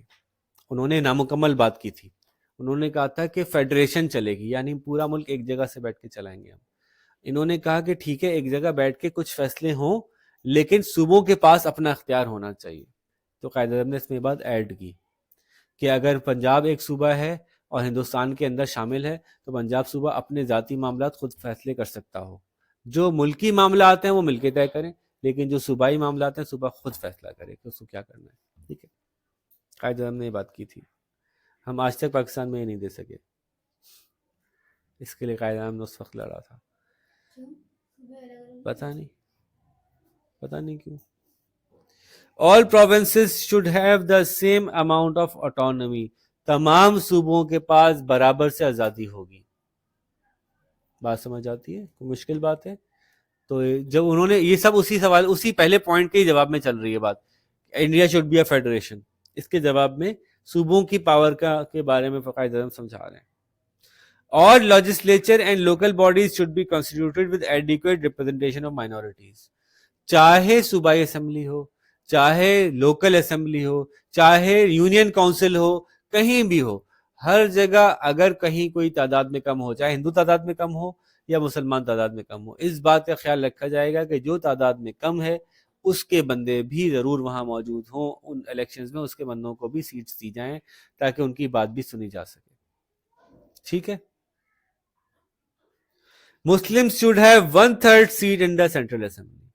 سینٹرل اسمبلی میں مسلمان چونکہ پورے ملک میں 1/3 ہیں تو کم از کم 1/3 سیٹس مسلمانوں کے پاس آنی چاہیے، اس سے کم نہیں آنی چاہیے. اس سے زیادہ آئیں تو آئیں، کم نہیں ہے. Election should be by separate electorate. Election separate electorate ہونے چاہیے، جوائنٹ الیکٹوریٹ نہیں ہونا چاہیے. یہ بات بہت دیر سے لڑ رہے تھے نا، پہلے قائد اعظم نے دیا تھا نا دہلی پرپوزل میں آپشن دیا تھا کہ نہیں کرو سیپریٹ الیکٹوریٹ تو پھر یہ 4 چیزیں دے دو، ان 4 چیزوں پہ تو کوئی مانا نہیں، تو پھر قائد اعظم نے واپس سے سیپریٹ الیکٹوریٹ کی ڈیمانڈ پٹ کر دی. ٹھیک ہے، بات سمجھ آ گئی. Any territorial changes should not affect the Muslim majority ان بنگال، پنجاب اور NWFP. ایسے صوبوں کو کاٹ کاٹ کے ٹکڑے ٹکڑے نہ کر دیا جائے کہ پنجاب کے 2 ٹکڑے ایسے کر دو کہ مسلمان اس وقت پنجاب میں میجورٹی میں تھے تو مسلمانوں کو جو ہے وہ آپ نے مائنورٹی میں کنورٹ کر دیا. ایسے KPK کو کاٹ دیا، NWFP کو کاٹ کے ہندوؤں مسلمانوں کو آپس میں ایسا الگ کر دیا کہ جس صوبے میں مسلمان میجورٹی میں ہیں اس میں وہ میجورٹی میں نظر نہ آئیں. پنجاب میں کیا نا ایسا، انہوں نے پنجاب کو 2 ٹکڑے کیا، ہندو پنجاب، مسلم پنجاب. پورا پنجاب میں اگر ملا کے دیکھتے تو مسلمان زیادہ تھے، لیکن اس کو اس طرح دو ٹکڑے کر دیا کہ وہ اب ہندو کا الگ ہو گیا، مسلمان کا الگ ہو گیا. یہ بنگال میں کیا، بنگال میں مسلمان زیادہ تھے، اس کو ایسے کاٹا کہ ہندو بنگال مسلم بنگال الگ الگ کر دیا، تو مسلمان صرف تھوڑے سے ایریا کے وہ رہ گئے. تو یہ کہا تھا کہ نہیں توڑے جائیں گے. Full liberty of belief and worship shall be granted to all communities. ہر کمیونٹی کے پاس پوری آزادی ہوگی کہ وہ جو عقائد رکھنا چاہے اپنے عقائد رکھے. ہندو اپنا ہندوازم چلائے، مسلمان اپنا مسلمان رہے، سکھ اپنا سکھ رہے، اپنے اپنے گھروں میں اپنی اپنی جگہ پہ. No bill shall be passed in any elected body if 3/4 of any community in that body opposes it. اگر آپ ایک قانون لائے ہیں اور اس قانون سے مسلمانوں کی زندگی پہ فرق پڑے گا، اور مسلمان ممبر جتنے بھی تھے ان کے 3/4 لوگوں نے کہا کہ یہ قانون ہمارے لیے صحیح نہیں ہے، تو وہ قانون پاس نہیں ہو سکے گا. یہی طرح سے ہندوؤں کے لیے بھی ہوگا کہ اگر مسلمان میجورٹی علاقوں میں ہندوؤں کے ساتھ کوئی ایسا قانون پاس ہو رہا ہوگا، اس کو ہندوؤں کی 3/4 میجورٹی کہے گی کہ نہیں پاس ہونا، تو پھر پاس نہیں ہو سکے گا. یہ قائد اعظم کا مشورہ تھا. Sindh shall be separated from Bengal, یہ پیچھے بات ہوئی تھی، پھر قائد اعظم نے ریپیٹ کی. There should be reforms in NWFP and KPK، یہ پیچھے بات ہوئی تھی، یہ دوبارہ کر دی. ڈیلی پروپوزل میں بات کی تھی نا کہ جو بہتری آ رہی ہے وہ ان صوبوں میں بھی لائی جائے، بیچارے بہت پیچھے رہ گئے، آج تک پیچھے ہی ہیں. ہم پاکستان بنانے سے پہلے سب مانگ رہے تھے، جب ہمیں پاکستان اپنا مل گیا تو ہم نے خود نہیں دیا یہ سب کچھ ان کو. ہم ایسے اچھے لوگ ہیں نا، ہم لوگ بلوچستان کو بھائی مخلصی کے ساتھ پاؤں نیچے کر کے بیٹھے. جی، Muslim should have adequate share in the services of the state, جیسے کہ پولیس ہے، فوج ہے، اور دوسری حکومت کی جابس ہیں، تو اس کے اندر مسلمانوں کو بھی مناسب نمائندگی ملے. Muslim culture, education, language, religion and charities should be protected by constitution. ایسا نہ ہو کہ آپ نے جیسے کہا کہ ہندی زبان سب پہ لگاؤ، آپ سب پہ لگا دو. بھائی یہ مسلمانوں کا کلچر، مسلمانوں کی لینگویج، مسلمانوں کا ایجوکیشن، یہ اس کو پرزرو کیا جائے. کل کو قانون آ جائے مدرسے بند کر دو، یہ نہیں ہونا چاہیے. مسلمانوں کے ایجوکیشن کا طریقہ ہے، مسلمانوں کا اپنا رہنا چاہیے. تو آل کیبنٹس ایٹ سینٹرل اور local level should have at least 1/3 Muslim representation, یہ بات پیچھے بھی ہو گئی. Federation of India must not change laws without the consent of province. ایک دفعہ فیڈریشن بنا دی، پورا ملک کا ایک نظام بنا دیا، لیکن اب اس نظام کی تبدیلی کے لیے صوبوں سے پوچھنا ضروری ہوگا. صوبے بولیں گے کہ چینج کر سکتے تو چینج کر سکتے ہیں، ایسے نہیں آپ خود سے چینج کر دیں. بڑے زبردست پوائنٹس تھے. یہ پاکستان میں بھی اپلائی ہو جائے نا تو پاکستان ترقی کرے. تو قائد اعظم کے 14 نکات کو ہم نے پاکستان میں بھی نہیں اپلائی کیا. جو سیاسی اصول ہیں، ظاہر ہے سندھ کو بمبئی سے الگ کرنا تھا، وہ تو ویسے ہی ہو گیا، لیکن سیاسی جو اصول قائد اعظم نے سمجھائے اس میں ان کو ہم نے نہیں. 1929 میں قائد اعظم نے یہ 14 نکات پیش کیے جو پوری دنیا میں پھیلائے گئے.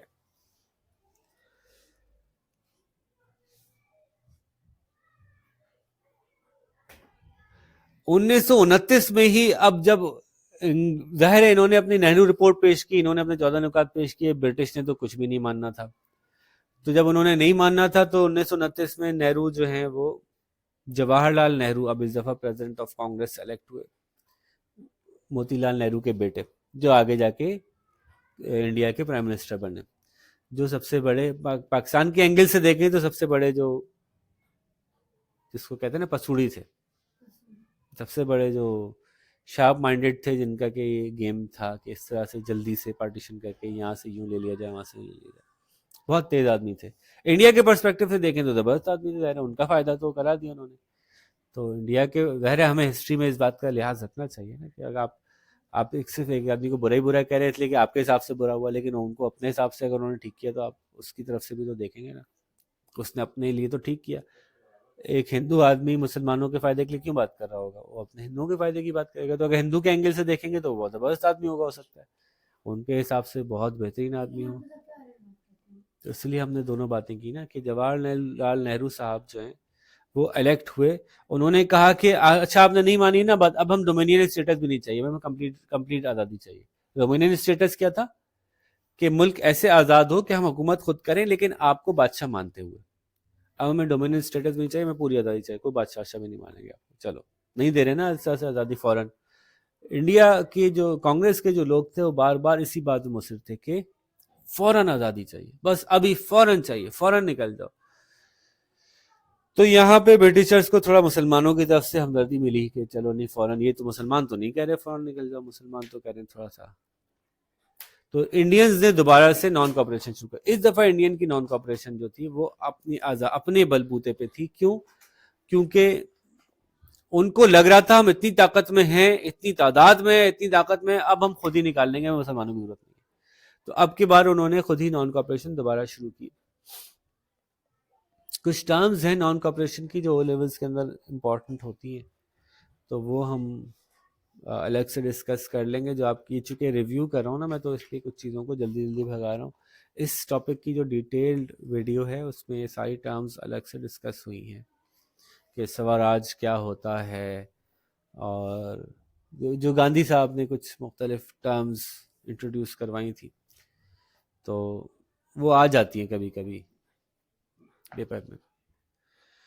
ٹھیک ہے، تو انہوں نے جو ہے وہ نان کوآپریشن موومنٹ بڑھا دی، اور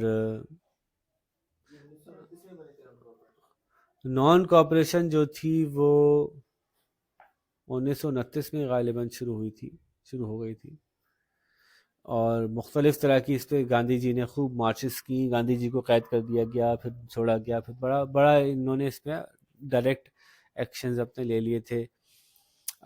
برطانوی کپڑے کا بائیکاٹ، برطانوی اسکولوں کا بائیکاٹ، برطانوی کھانوں کا بائیکاٹ، برطانوی چیزوں کا بائیکاٹ، لوکل چیزیں کھاؤ، لوکل چیزیں استعمال کرو، لوکل چیزیں پہنو، لوکل چیزیں، اس پہ کافی چل رہا تھا.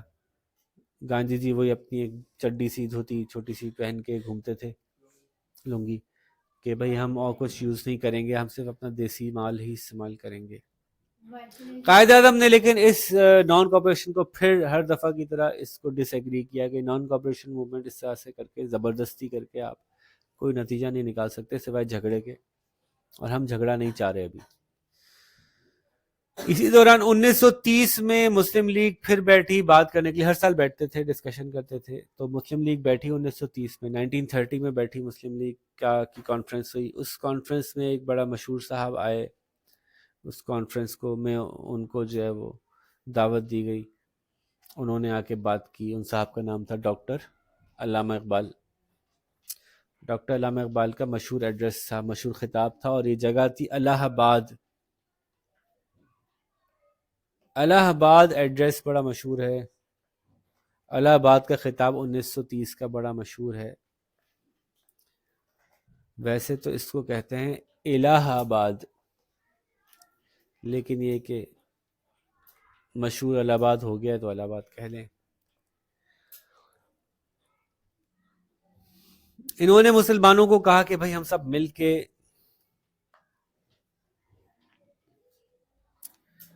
ایک ایسا گروپ بنا لیتے ہیں صوبوں کا کہ این ڈبلیو ایف پی الگ سے لڑ رہا ہے آزادی کے لیے، سندھ الگ سے لڑ رہا ہے آزادی کے لیے، پنجاب الگ سے لڑ رہا ہے آزادی کے لیے، بنگال الگ سے لڑ رہا ہے آزادی کے لیے، فلانا الگ سے لڑ رہا ہے آزادی کے لیے. کیوں نہ ہم لوگ گروپ میں مل کے آزادی کے لیے لڑیں، برٹش کو بھگائیں اور آپس میں مل کے ان صوبوں کو ایک جگہ قریب قریب کر لیں، تاکہ جب فیڈریشن بنے تو انڈینز کو جواب دینے کے لیے ایسا نہ ہو کہ صرف کے پی کے، صرف این ڈبلیو ایف پی اس انڈین اصول کے خلاف ہے، باقی تو کچھ نہیں کہہ رہے. نہیں، ساری مسلم جو میجورٹی صوبے ہیں وہ مل کے جب کوئی بات کہیں گے تو اس کی بڑی حیثیت ہوگی. یہ بات سمجھ میں آ رہی ہے؟ اب دیکھیں بھائی، سنیں، ہندو سکھ، ہندو ہندو ہندو، مسلم مسلم مسلم.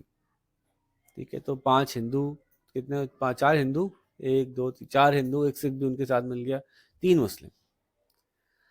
اب یہ ہونے جا رہا تھا کہ یہ پتہ نہیں کانگریس کبھی بھی نکال دے گی برٹشر کو، کبھی بھی ایسا ہو جائے گا کہ برٹشر کی چھٹی کرا دیں.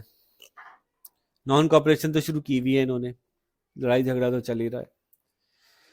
تو قائد اعظم کا کہنا یہ تھا کہ بھائی جو مسلم اسٹیٹس ہیں، جب فیڈریشن بنے گی تو فیڈریشن میں پھر میجورٹی رول کرتی ہے. تو جب یہ 4 کوئی قانون لے کے آئیں گے اور خالی ایک اکیلا کھڑا ہو کے ایک مسلم پروونس کہے گا میں یہ قانون نہیں مان رہا، تو اس کی سنی نہیں جائے گی. تو کیوں نہ ہم جو مسلم پروونس ہیں وہ ساتھ ساتھ مل کے بیٹھیں اور ہر بات میں ایک ہی آواز سے بات کریں، ایک کے حساب سے ٹھیک نہیں ہے تو سب کے حساب سے ٹھیک نہیں ہے، یہ والی بات پہ آ جائیں. تو کیوں نہ ہم لوگ مل کے ایک بلاک بنائیں اپنا. اس کا مقصد ابھی یہ نہیں تھا، ابھی یہ نہیں ہونے جا رہا تھا. علامہ اقبال نے بھی یہ نہیں کہا تھا کہ ایک سیپریٹ کنٹری بنا لو، یہ نہیں سوچ رہے تھے.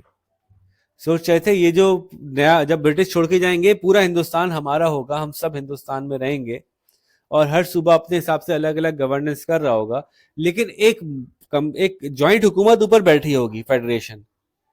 فیڈریشن جب کوئی فیصلہ کرنے والی ہوگی تو ہر صوبہ اپنے اپنے ووٹ دے گا. تو صوبے ہندو زیادہ ہوں گے، صوبے مسلم کم ہوں گے، اور وہ بھی اگر الگ الگ ہو گئے تو پھر وہ اپنی کوئی بات نہیں منوا سکیں گے. تو جو مسلم صوبے ہیں وہ ذرا مل کے بات کریں.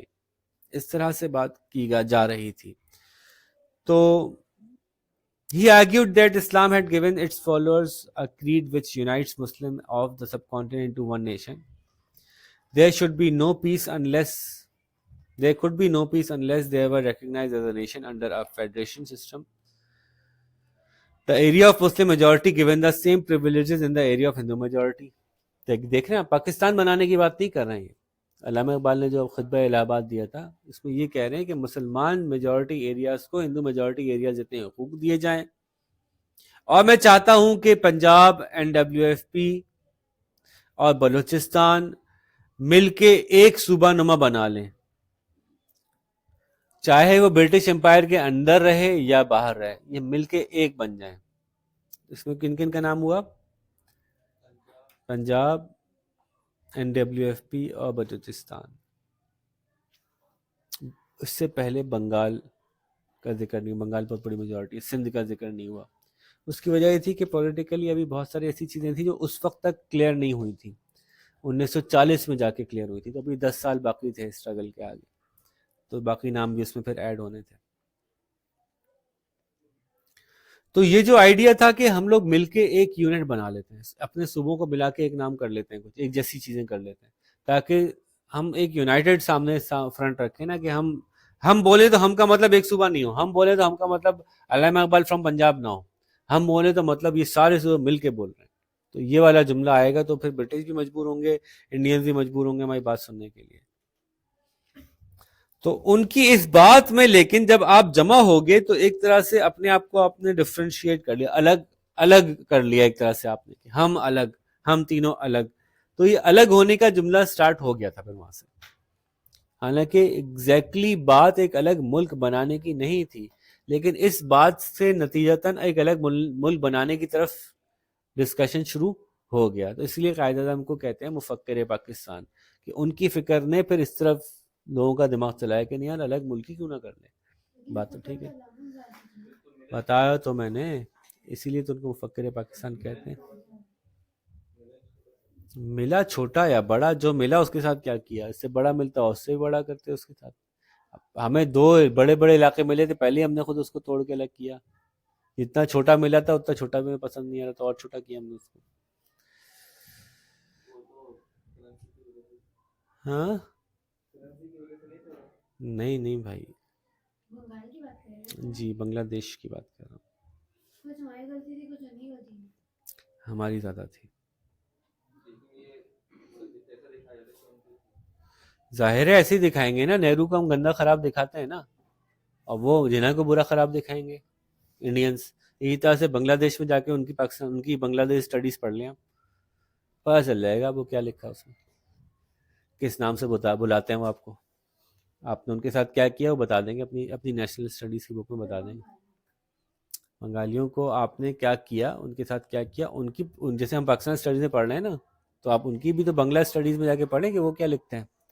تو مجھے تو بڑا شوق تھا یہ کرنے کا، تو میں نے تو کیے ہیں کافی حرکتیں، کیونکہ ایک ہی جگہ پہ 3 ملک بنے ہیں، تینوں ملک اپنی کوئی سوشل اسٹڈیز پڑھاتے ہوں گے. پاکستان میں پاکستان اسٹڈیز پڑھاتے ہوں گے، انڈیا میں انڈین اسٹڈیز پڑھاتے ہوں گے، بھارت اسٹڈیز پڑھاتے ہوں گے، بنگلہ دیش میں بنگلہ اسٹڈیز پڑھاتے ہوں گے، بنگلہ دیشی اسٹڈیز پڑھاتے ہوں گے. تو اگر تینوں کا اسی ڈیٹ کے بارے میں تینوں کا رائے دیکھیں گے تو تینوں ایک نئی الگ بات کر رہے ہوں گے. میں نے آپ کو دکھایا ابھی جلیاں والا باغ میں انہوں نے جو دکھایا پورا ایک سکھ پاپولیشن دکھائی، مسلمان سائڈ سے دکھائیں گے پوری مسلم پاپولیشن دکھائیں گے. تو آپ لکھیں گے 1971 میں بنگلہ دیش کے باغیوں نے بنگلہ دیش انڈیا کے ساتھ مل کے پاکستان توڑ دیا. ان کی ہسٹری پڑھ لیں، پاکستان کے کس طرح سے پاکستان نے ظلم کر کر کے ہمیں اس بات میں مجبور کر دیا کہ ہم نہیں الگ ملک ہے. آپ کو لگتا ہے انڈیا کے ساتھ ملا ہوا ہے؟ بنگلہ دیش اور انڈیا ایک ہی ملک ہے آپ کو لگتا ہے؟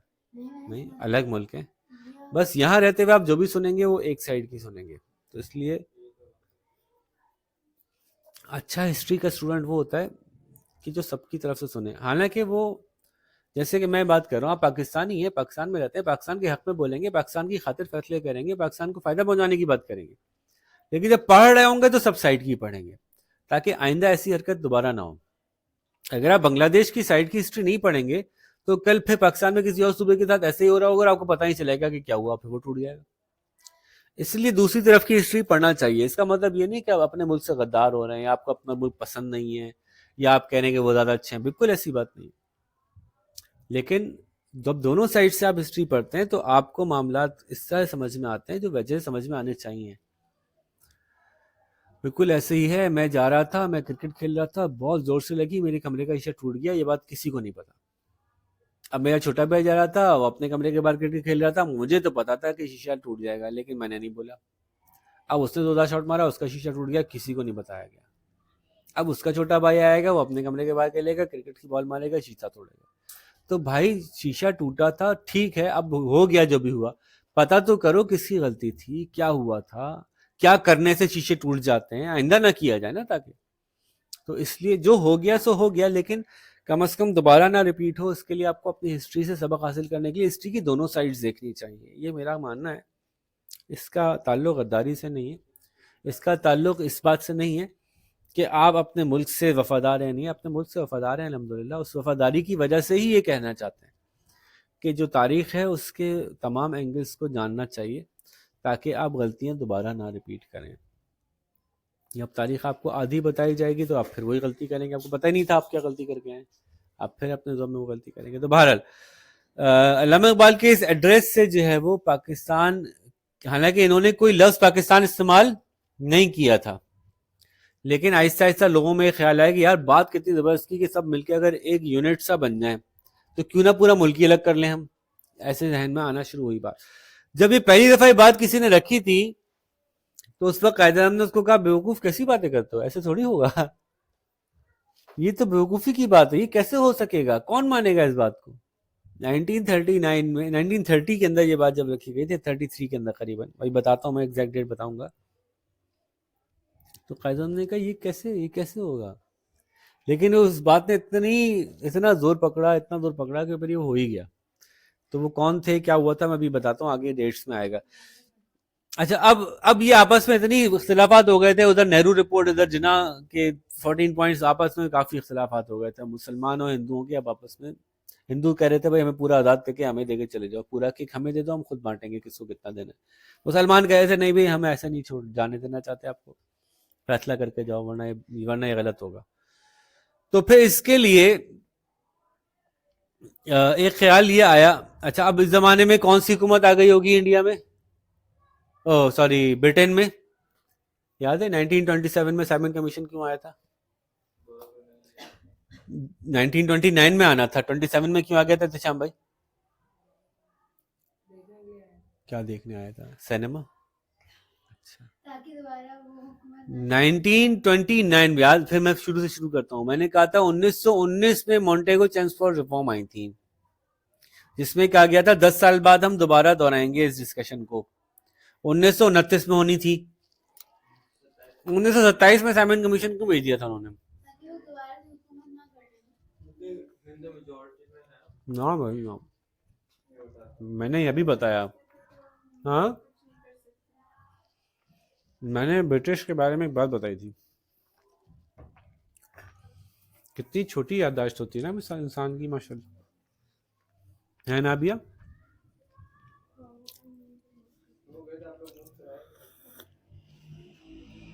تو یہ بات 1929 میں کہتے ہیں نا, 1927 میں کیوں کہی آ کے. نہیں بھائی, برطانیہ میں الیکشن ہونے تھے, تھوڑے دن بعد لیبر پارٹی جیت جاتی تو وہ ایسا کانسٹیٹیوشن بنوا دیتی جو کہ انڈینز کے لیے آسان ہو جاتا. تو وہ چاہتے تھے لیبر پارٹی کے انڈر میں یہ فیصلہ نہ ہو, ہم پہلے سے فیصلہ کر دیں.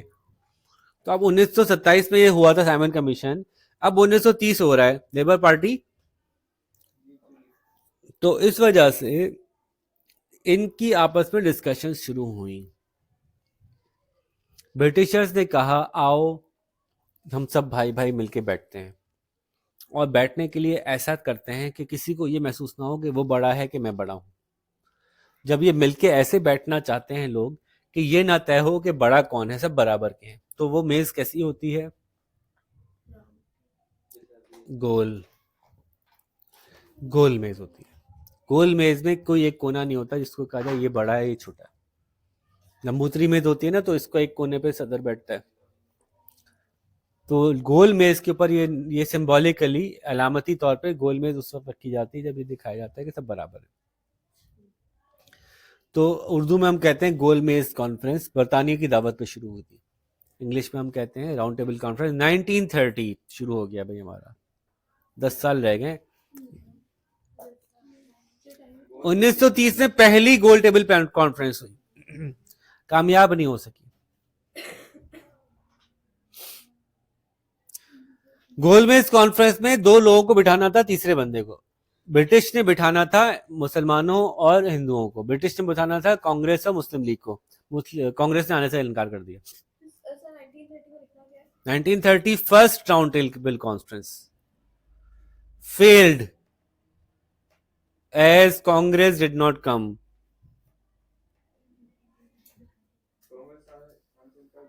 कॉन्फ्रेंस होगी कैसे? कॉन्फ्रेंस के नाम पे बैठ गया बस, आओ भाई मैं सारे लड़के लड़कियों के आपस के मसले हल कर दूं, ये कौन किसको कौन से पीरियड में बाहर जाना होता है, किसको ब्रेक में बाहर जाना होता है, किसको गेम पीरियड में जाना होता है, आओ भाई तुम सबको बिठा के बात करता हूं मैं। लड़कियों ने आने से इनकार कर दिया। अब मैं और लड़कों को बैठ के क्या बात करूंगा? आपस में आप लोगों का ही मसला हल कराना था, आप में से एक पार्टी नहीं आई तो बात क्या होगी? First round table conference Britain में हुई, बरतानिया में होती थी, लंदन में हुई, और फेल हो गई।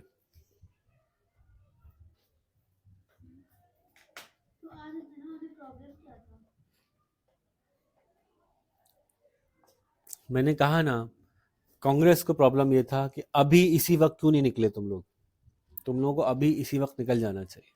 कांग्रेस का सिर्फ यही डिमांड थी, हम कोई बात नहीं सुनना चाहते, हम इतनी ताकत में हैं, हम खुद संभालेंगे, हमारी मर्जी हम खुद चलाएंगे, आप लोग जाओ। हो ही जाती, हो ही रही थी ऐसे ऐसे, लेकिन उसमें भी वो चाह रहे थे कि मजीद ऐसा हो कि सारा ही हमारे कंट्रोल में आ जाए। अभी आगे देखिएगा, कहानी बड़ी खूबसूरती से लिखी गई है। तो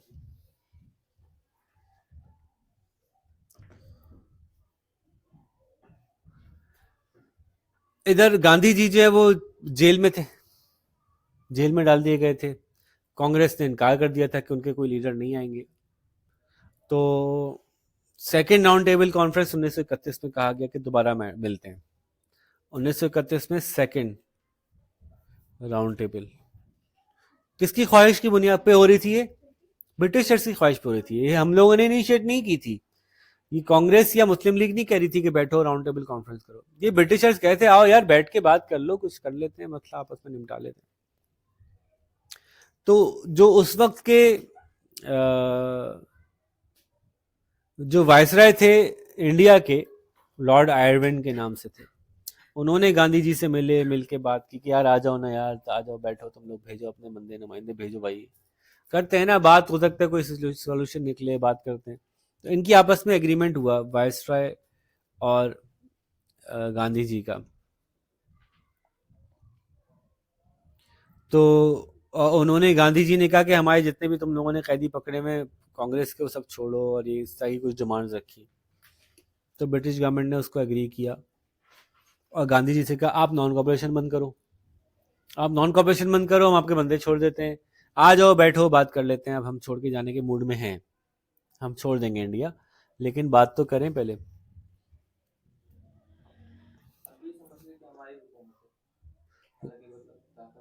हाँ हुकूमत तो नहीं की थी क्योंकि फौज तो नहीं की मौजूद थी अभी भी। तो 1931 के दिसंबर तक ये मीटिंग चली है, राउंड टेबल कॉन्फ्रेंस। کام ہو گیا تھا، ان کا سارا کام ہو گیا تھا. بالکل یوں سمجھیں کہ میں آپ کے گھر میں آؤں، آپ کے سارے پیسے نکال کے لے جاؤں، سب کچھ کر لوں. اب میں کہوں میں آپ کا بڑا ہوں، آپ لاؤ کھانا بھی دو.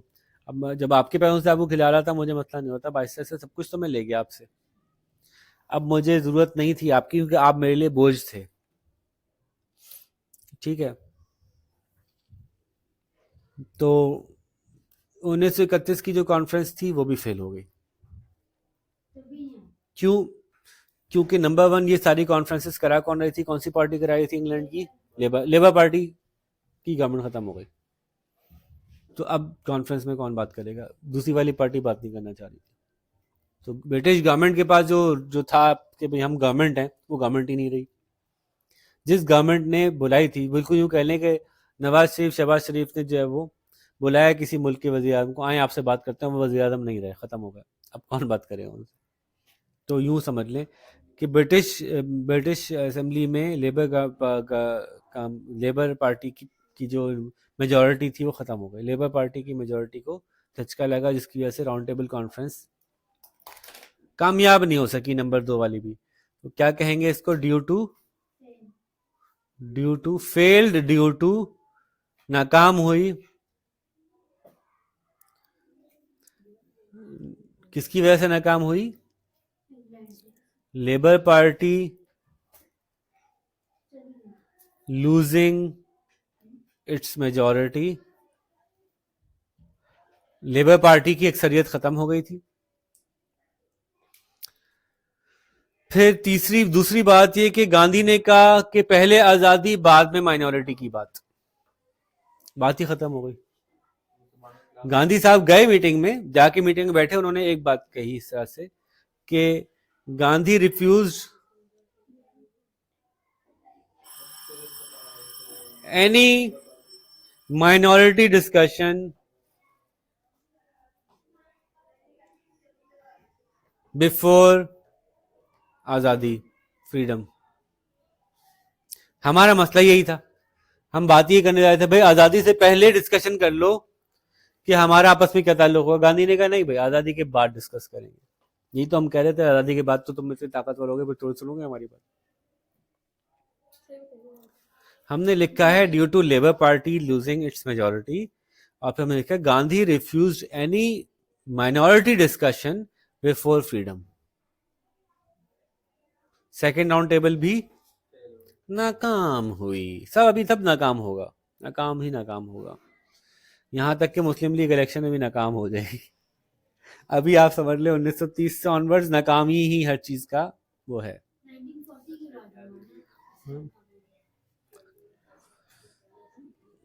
جی ہاں.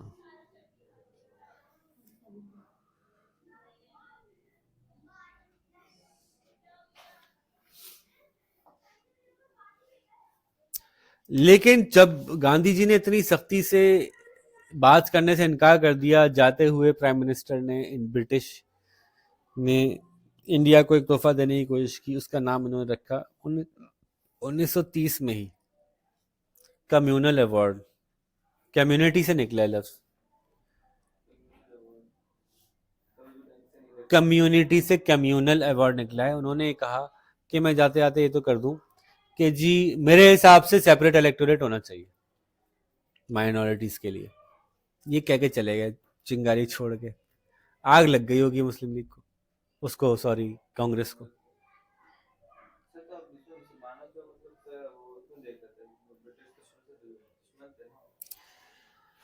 یہی تو جنگ تھی. سید نے یہ تو کہا تھا برٹش اب حکمران ہے، حکمران کو دشمن سمجھتے رہو گے تو حکمران کسی اور کو فائدہ دیتا رہے گا، تو آخرکار سارا کا سارا انڈینز کو دے کے چلا جائے گا. وہ آپ دشمن سمجھتے رہو ان کو. تو اگر ابھی ان کے پاس اتنی پاور ہے کہ وہ کسی کو کچھ دے پا رہا ہے تو ان سے ابھی لے لو، بجائے سے کہ آخر میں لڑو. دونوں طرف بات ہو سکتی ہے. آپ یہ کہہ سکتے ہیں کہ نہیں یہ اسٹریٹجی ٹھیک نہیں ہے، جب دشمن ہے تو دشمن ہے، اس سے بات کرنے کی کیا ضرورت ہے. ہو سکتا ہے کہ ایسا کیا ہوتا تو کچھ اور نتیجہ نکلتا، واللہ عالم. کیونکہ ایسا کیا تو نہیں نا. ہسٹری میں ایسا ہوتا تو کیا ہوتا کا ہمیں کچھ پتہ نہیں چل سکتا، کیونکہ ایک ہی چیز ہوئی، جو ہوئی اسی پہ بات ہو سکتی ہے. اگر وہ نہ ہوتا تو کیا ہوتا ہم یہ نہیں جانتے، تو ہم اس کے اندازہ ہی لگا سکتے ہیں. تو بہرحال برٹشرز نے کمیونل ایوارڈ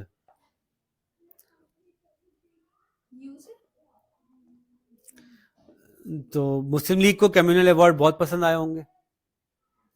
مسلم لیگ نے کہا اب کہہ دیا انہوں نے تو ملک کی خاطر ہم مان لیتے ہیں والی بات. مسلم لیگ نے یہ اسٹانس اپنایا, لیکن کانگریس نے تو سیدھا سیدھا ریجیکٹ کر دیا کہ کیا فضول بات ہے. کمیونل ایوارڈ میں, یہاں تک کہ کمیونل ایوارڈ میں اچھوت کے لیے بھی بات ہوئی تھی. اچھوت ہوتے ہیں نا, انڈین میں ایک کاسٹ ہوتی ہے نا, شدر ہوتے ہیں, اچھوت ہوتے ہیں, انٹچیبلز ہوتے ہیں, ان کو ہاتھ نہیں لگا سکتے. تو وہ ساری کمیونٹیز کی بات ہوئی, اس میں تو اچھوت کی بھی بات ہوئی تھی. انڈیا نے کہا یہ کیسے, ان کا کوئی حق کیسے ہو سکتا ہے, ان کی بات آپ نے کی کیسے. تو بہرحال پھر 1932 میں آخری دفعہ کوشش ہوئی گول میز کانفرنس کی. جی 1932 کامیاب ہوئی ہوگی. تھرڈ راؤنڈ ٹیبل کانفرنس, تیسری گول میز کانفرنس کامیاب ہوئی نہیں ہوئی, کیونکہ اب تو دونوں ہی انٹرسٹڈ نہیں تھے. نہ قائد اعظم انٹرسٹڈ تھے, نہ پتہ چل گیا تھا پچھلی دو کانفرنسز میں جا کے کہ کیا ہو رہا ہے یہاں پہ, تو پھر کیا فائدہ جانے کا.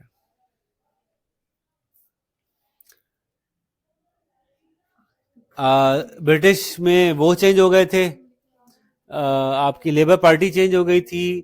یہاں پہ لیبر پارٹی چینج ہونے کی وجہ سے انڈیا میں جو وائسرائے پہلے آئرون تھے جو کہ تھوڑے ہمدرد تھے, وہ چینج کر کے جو ہے وہ دوسرے وائسرائے لگا دیے گئے تھے جو سخت تھے, لارڈ ولنگٹن. اور جس کی وجہ سے نان کوآپریشن موومنٹ پھر شروع کر دی گئی تھی. اور 1932 میں گاندھی نے اور نہرو نے نان کوآپریشن پھر شروع کر دی. گاندھی نہرو پھر اریسٹ ہو گئے, اب کون آئے گا. ادھر سے قائد اعظم نے بھی جو ہے وہ دیکھا کہ تو ان کے مزاج بدل گئے ہیں. ادھر جناح صاحب جو ہیں وہ بھی کچھ ناراض ہو گئے تھے. ہماری حرکتیں ایسی ہیں نا, تو جناح صاحب اپنی پارٹی سے ناراض ہو گئے تھے ان کی حرکتوں پہ, تو وہ بھی پارٹی وارٹی چھوڑ کے چلے گئے تھے, انگلینڈ چلے گئے تھے.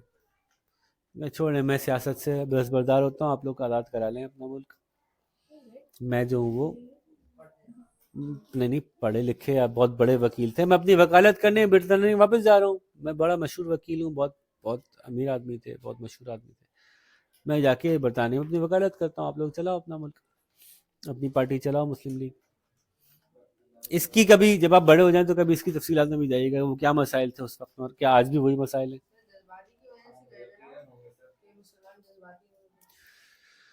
بہت ساری وجوہات تھی, میں نے کہا نا اس کے بارے میں سوال نہیں آئے گا کبھی, آپ سے یہ سوال نہیں پوچھا جائے گا کورس میں. یہ آپ کو خود کبھی اپنے بڑے ہونے کے بعد تلاش کرنا ہے کہ قائد اعظم کیوں چھوڑ کے گئے تھے. ہم لوگوں کی وہ کیا عادتیں ہیں جو جس کے نتیجے میں قائد اعظم نے کہا کہ میں چھوڑ جاتا ہوں.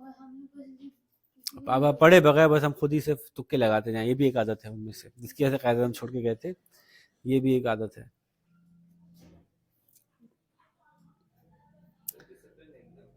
جی جی, یہ بھی ایک عادت ہے کہ ہم خود اسے سوچتے رہتے ہیں, تکے لگاتے رہتے ہیں, معلومات پہلے حاصل نہیں کرتے. اچھا, تیسری گول میز کانفرنس کے ساتھ معاملہ جو ہے وہ نمٹ گیا. مسلمانوں کی 1932 میں جو گول میز کانفرنس تھی اس میں ریپرزنٹیشن سر آغا خان نے کی تھی, اور اس میں کوئی بات ہوئی نہیں سکی.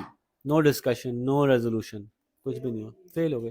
قائد اعظم نہیں گئے, گاندھی نہیں گئے, نہرو نہیں گئے, سارے میجر پارٹی کے میجر لیڈرز نہیں گئے, تو بالکل وہ بے معنی کانفرنس تھی, اس کی کوئی وہ نہیں تھی.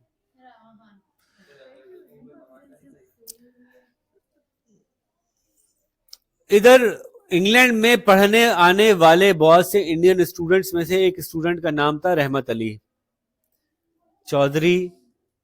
رحمت علی انڈیا سے آنے والے بہت سے اسٹوڈنٹس میں سے, بڑی مزیدار کہانی سنا رہا ہوں بھائی آپ کو, انڈیا سے آنے والے بہت سے اسٹوڈنٹس میں سے ایک اسٹوڈنٹ کا نام تھا چودھری رحمت علی. آپ کو پتا ہے جو پاکستانی امریکہ میں جا کے بستے ہیں ان کو پاکستان کی بہت فکر ہونے لگتی ہے. ان کو لگتا ہے کراچی کی خبر سن کے کہ یہاں پہ آگ لگی ہوئی, ابھی تھوڑی دیر میں پٹاخے پھوٹیں گے تو پورا ملک تباہ ہو جائے گا. اسی طرح سے جو برٹش میں رہتے تھے پاکستانی، وہ پاکستان کے بہت فکر مند رہتے تھے اور وہاں پہ موومنٹ چلاتے تھے، وہ اپنے اخبار نکالتے تھے. تو رحمت علی صاحب جو تھے وہ پاکستان فریڈم کے بہت زیادہ حامی تھے، رہتے برٹن میں تھے لیکن پاکستانی فریڈم کے بہت زیادہ حامی تھے اور اس کے لیے بہت موومنٹ کرتے تھے. انہوں نے آئیڈیا پیش کیا کہ پنجاب کا لکھو پی اے، پنجاب کا پی اے، کشمیر کا لکھو کے، اور بلوچستان کا لکھو ISTAN. ایسا کر کے 3 نام ملاؤ، کیا بنا؟ پاکستان. تو انہوں نے کہا کہ ہم ان صوبوں کو ملاتے ہیں اور پورا نیا ملک بنا لیتے ہیں، چھوڑو ان کے ساتھ رہنے، کانسٹیٹیوشن یہ وہ، یہ فیڈریشن میں اتنا حق اتنا ختم کرو، اپنا ملک الگ بناؤ. پاکستان کا نام رحمت علی صاحب نے پیش کیا تھا. ہاں، ملک بنانے کی بات بھی انہوں نے کی تھی، رحمت علی صاحب نے کی تھی اس وقت جب انہوں نے یہ بات کی تھی. یہ 1900 کب کی بات ہوگی؟ 1933 کی بات ہوگی، 1933. یہی جب یہ کانفرنسز ہوتی تھی، یہاں سے جاتے تھے لوگ، انڈیا سے بڑے بڑے لیڈرز جاتے تھے، تو وہاں جو انڈین اسٹوڈنٹس ہوتے تھے وہ گھیر کے کھڑے ہو جاتے تھے اسٹوڈنٹس کو، سر کیا رہا، سر کیا رہا، اب اس دفعہ کیا ہوگا، کیا پک سے ہو جائے گا، کیا ہم آزاد ہوں گے کیا؟ تو ان میں سے تحریک چلا کے انہوں نے یہ نام بھی سجیسٹ کیا، ایک رسالہ نکالا. اس رسالے کے اندر جو ہے انہوں نے اس کو پبلش کیا اور پوری دنیا میں جو ہے وہ پسند کیا گیا اس بات کو بھی، اس رسالے کو بھی، جہاں جہاں انڈینز موجود تھے. اس رسالے کا نام انہوں نے لکھا تھا ناؤ اور نیور. رحمت علی، نیور، ابھی یا کبھی نہیں. جی مس.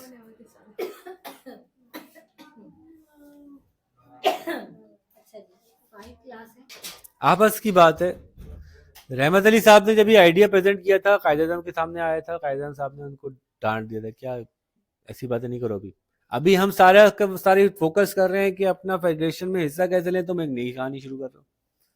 لیکن بہرحال وہ نئی کہانی نے اتنا زور پکڑا کہ پھر وہ نئی کہانی میں ہی دم ہو گیا. ان کا نام چودھری رحمت علی تھا، خان نہیں تھے.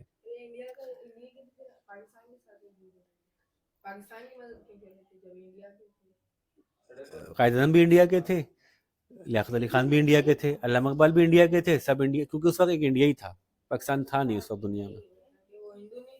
کون؟ چودھری رحمت علی ہندو کیسے ہوں گے؟ مطلب کیسے ہوں گے ہندو؟ سوچو، مسلمان تھے. انڈین اسٹوڈنٹ کہنے کا مقصد یہ تھا کہ انڈیا سے آئے ہوئے تھے نا، لیکن انڈین اسٹوڈنٹ، انڈیا کا مطلب ہندو نہیں ہوتا نا، انڈیا کا مطلب سندھ ہوتا ہے. انڈیا کا اصل مطلب ہوتا ہے سندھ. انڈس ریور سے انڈیا نکلا. جی، دریائے سندھ کی سرزمین کو انڈیا کہتے ہیں. اس لیے بھی ان کو بہت غصہ ہے کہ یار ہمارا دریا لے گیا، جس کے اوپر ہمارے ملک کا نام تھا وہی لے گیا، ایک کمبخت.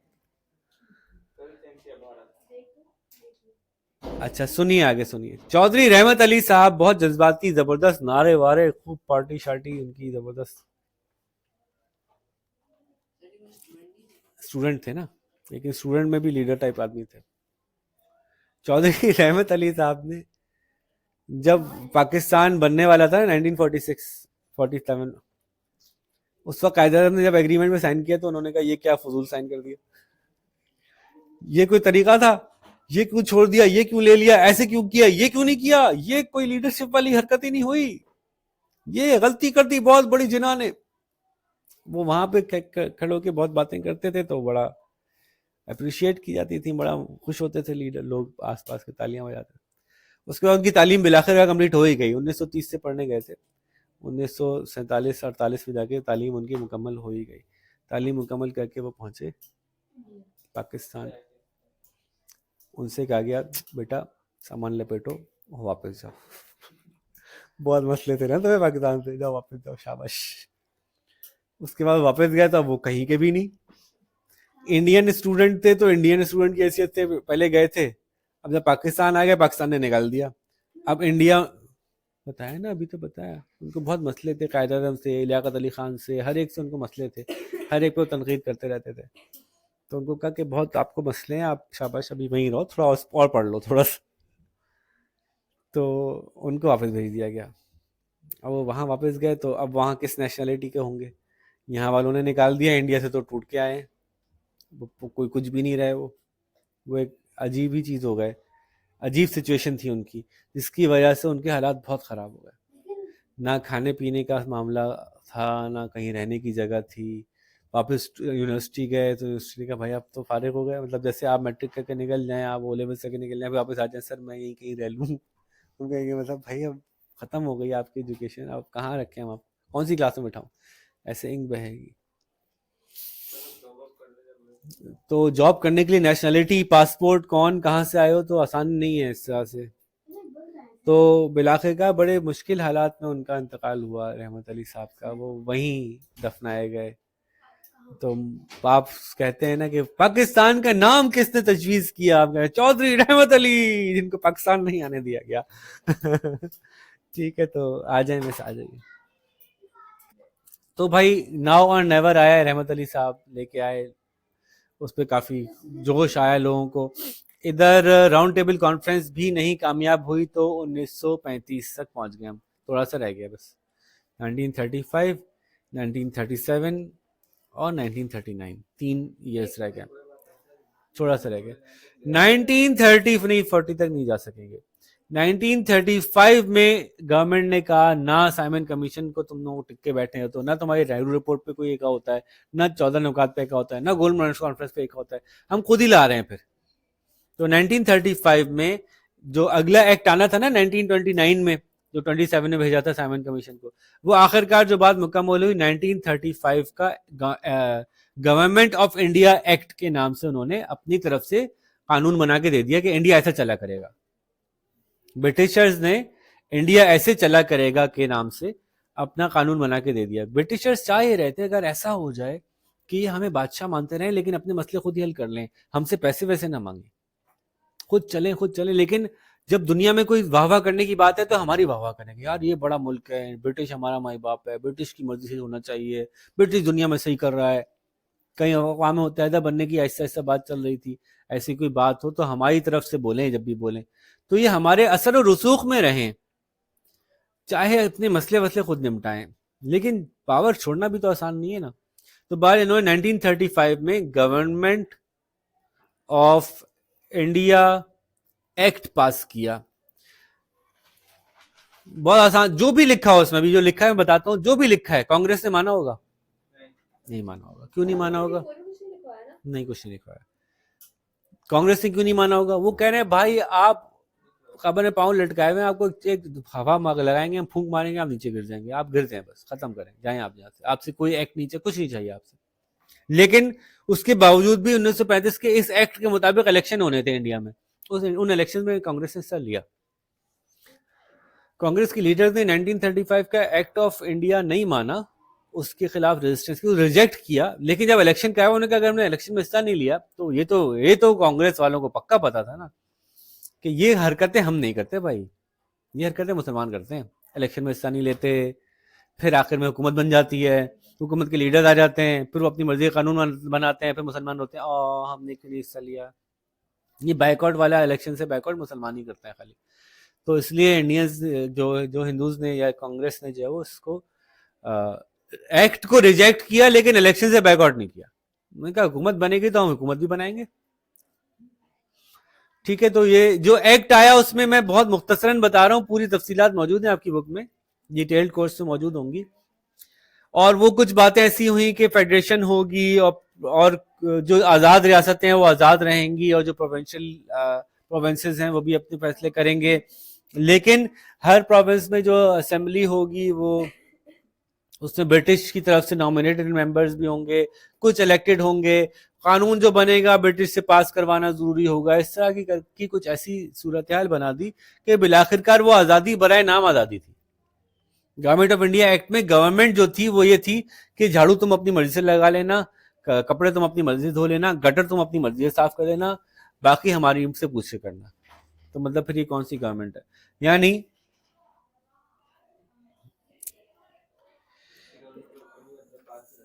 انہوں نے جو ڈائرکی انٹروڈیوس کروائی، ڈائرکی کیا ہوتی ہے؟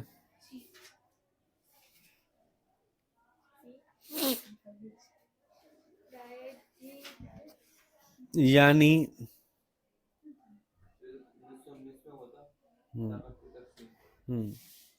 اس کی بنیاد پہ جو ڈائرکی انہوں نے انٹروڈیوس کروائی تھی اسی کی بنیاد کو آگے چالو کیا 1935 کے ایکٹ کو بھی. یعنی پروونشل لیول پہ ڈائرکی کو ختم کیا، لیکن سینٹرل گورنمنٹ پہ ابھی بھی ایسا ہی رہا کہ ڈیفنس، فورن افیئر، ایسنشل افیئر اور ایڈمنسٹریشن آف ٹرائبل ایریا جو ہے وہ ایکسکلوسیولی سینٹرل گورنر جنرل کے پاس رہے گی. تو پھر وہی ڈائرکی آ گئی، وہی جس پہ مسئلہ تھا کہ آپ جو ہے وہ چھوٹے موٹے کام ہمیں پکڑا دو، باقی آپ خود کر لو. پھر پروونسز کے اندر انہوں نے کچھ نہ کچھ پاورز دیں، لیکن ان کے اوپر ایک گورنر بٹھا دیا کہ جب گورنر یہ دیکھے گا کہ پروونس کے لوگ صحیح نہیں چلا رہے وہ ان کو ہٹا دے گا. وہ تو کبھی بھی ہٹا دے گا، بلا وجہ بھی ہٹا دے گا. اس سے کوئی قانون نہیں بنایا کہ کیوں، کب، کیا اس کی باؤنڈریز ہوں گی. گورنر کو فل پاور دے کے بٹھا دیا. تو ہر وقت جو لوگ وہاں کام کریں وہ ڈرتے ڈرتے ہی کام کریں. اس طرح کی بہت ساری حرکتیں ایسی تھی. کون ووٹ دے سکتا ہے اس کو بھی اس طرح سے کر دیا تھا، اتنا مشکل بنا دیا تھا کہ پورے انڈیا میں سے 25% لوگ ہی ووٹ دے سکتے تھے. بس وہ ان کے جو قوانین تھے وہ اس طرح کے انہوں نے سخت کر دیے تھے. تو میں اگین بتا رہا ہوں کہ میں اس کی تفصیل میں نہیں جا رہا، بتا صرف یہ رہا تھا کہ گورنمنٹ آف انڈیا ایکٹ جو تھا وہ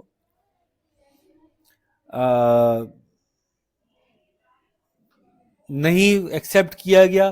لیکن 1937 میں الیکشن پھر بھی ہو گئے، اور الیکشن کا نتیجہ یہ نکلا کہ کانگریس واضح اکثریت سے جیت گئی اور مسلم لیگ بری طرح سے ہار گئی.